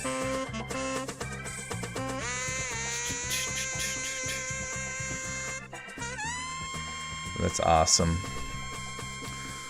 Well, thank you, Snow, for playing us out there, guys. I got the Bandcamp linked in the chat there. Thanks for hanging out, guys. This was a great night. Thank you for having discussions with each other, respecting one another's opinions, and yeah, thanks for just being alive, you know, existing. God, I fucking love jazz, dude. I fucking love jazz, man. It's like my favorite genre, bro. Holy shit. I'm probably gonna listen to all this. I'm gonna buy this album. Can I buy it? Can I eat it? Can I swallow it up? I want it. Thank you, guys, and have a great night. We will see you again. We'll get this up on Patreon. It's only $1 a month over there for early access. Yeah. Mm-hmm. Yeah. Yeah. We'll get it up on there early access, only $1 a month, and then we'll be up on YouTube, same time, same place, 9 p.m. EST. New podcast out every Tuesday at noon, the Let's Read podcast. Check it out over there. Remastered audio sounds beautiful. Much love. Peace on earth. And remember, it all starts with your words, baby. Your words.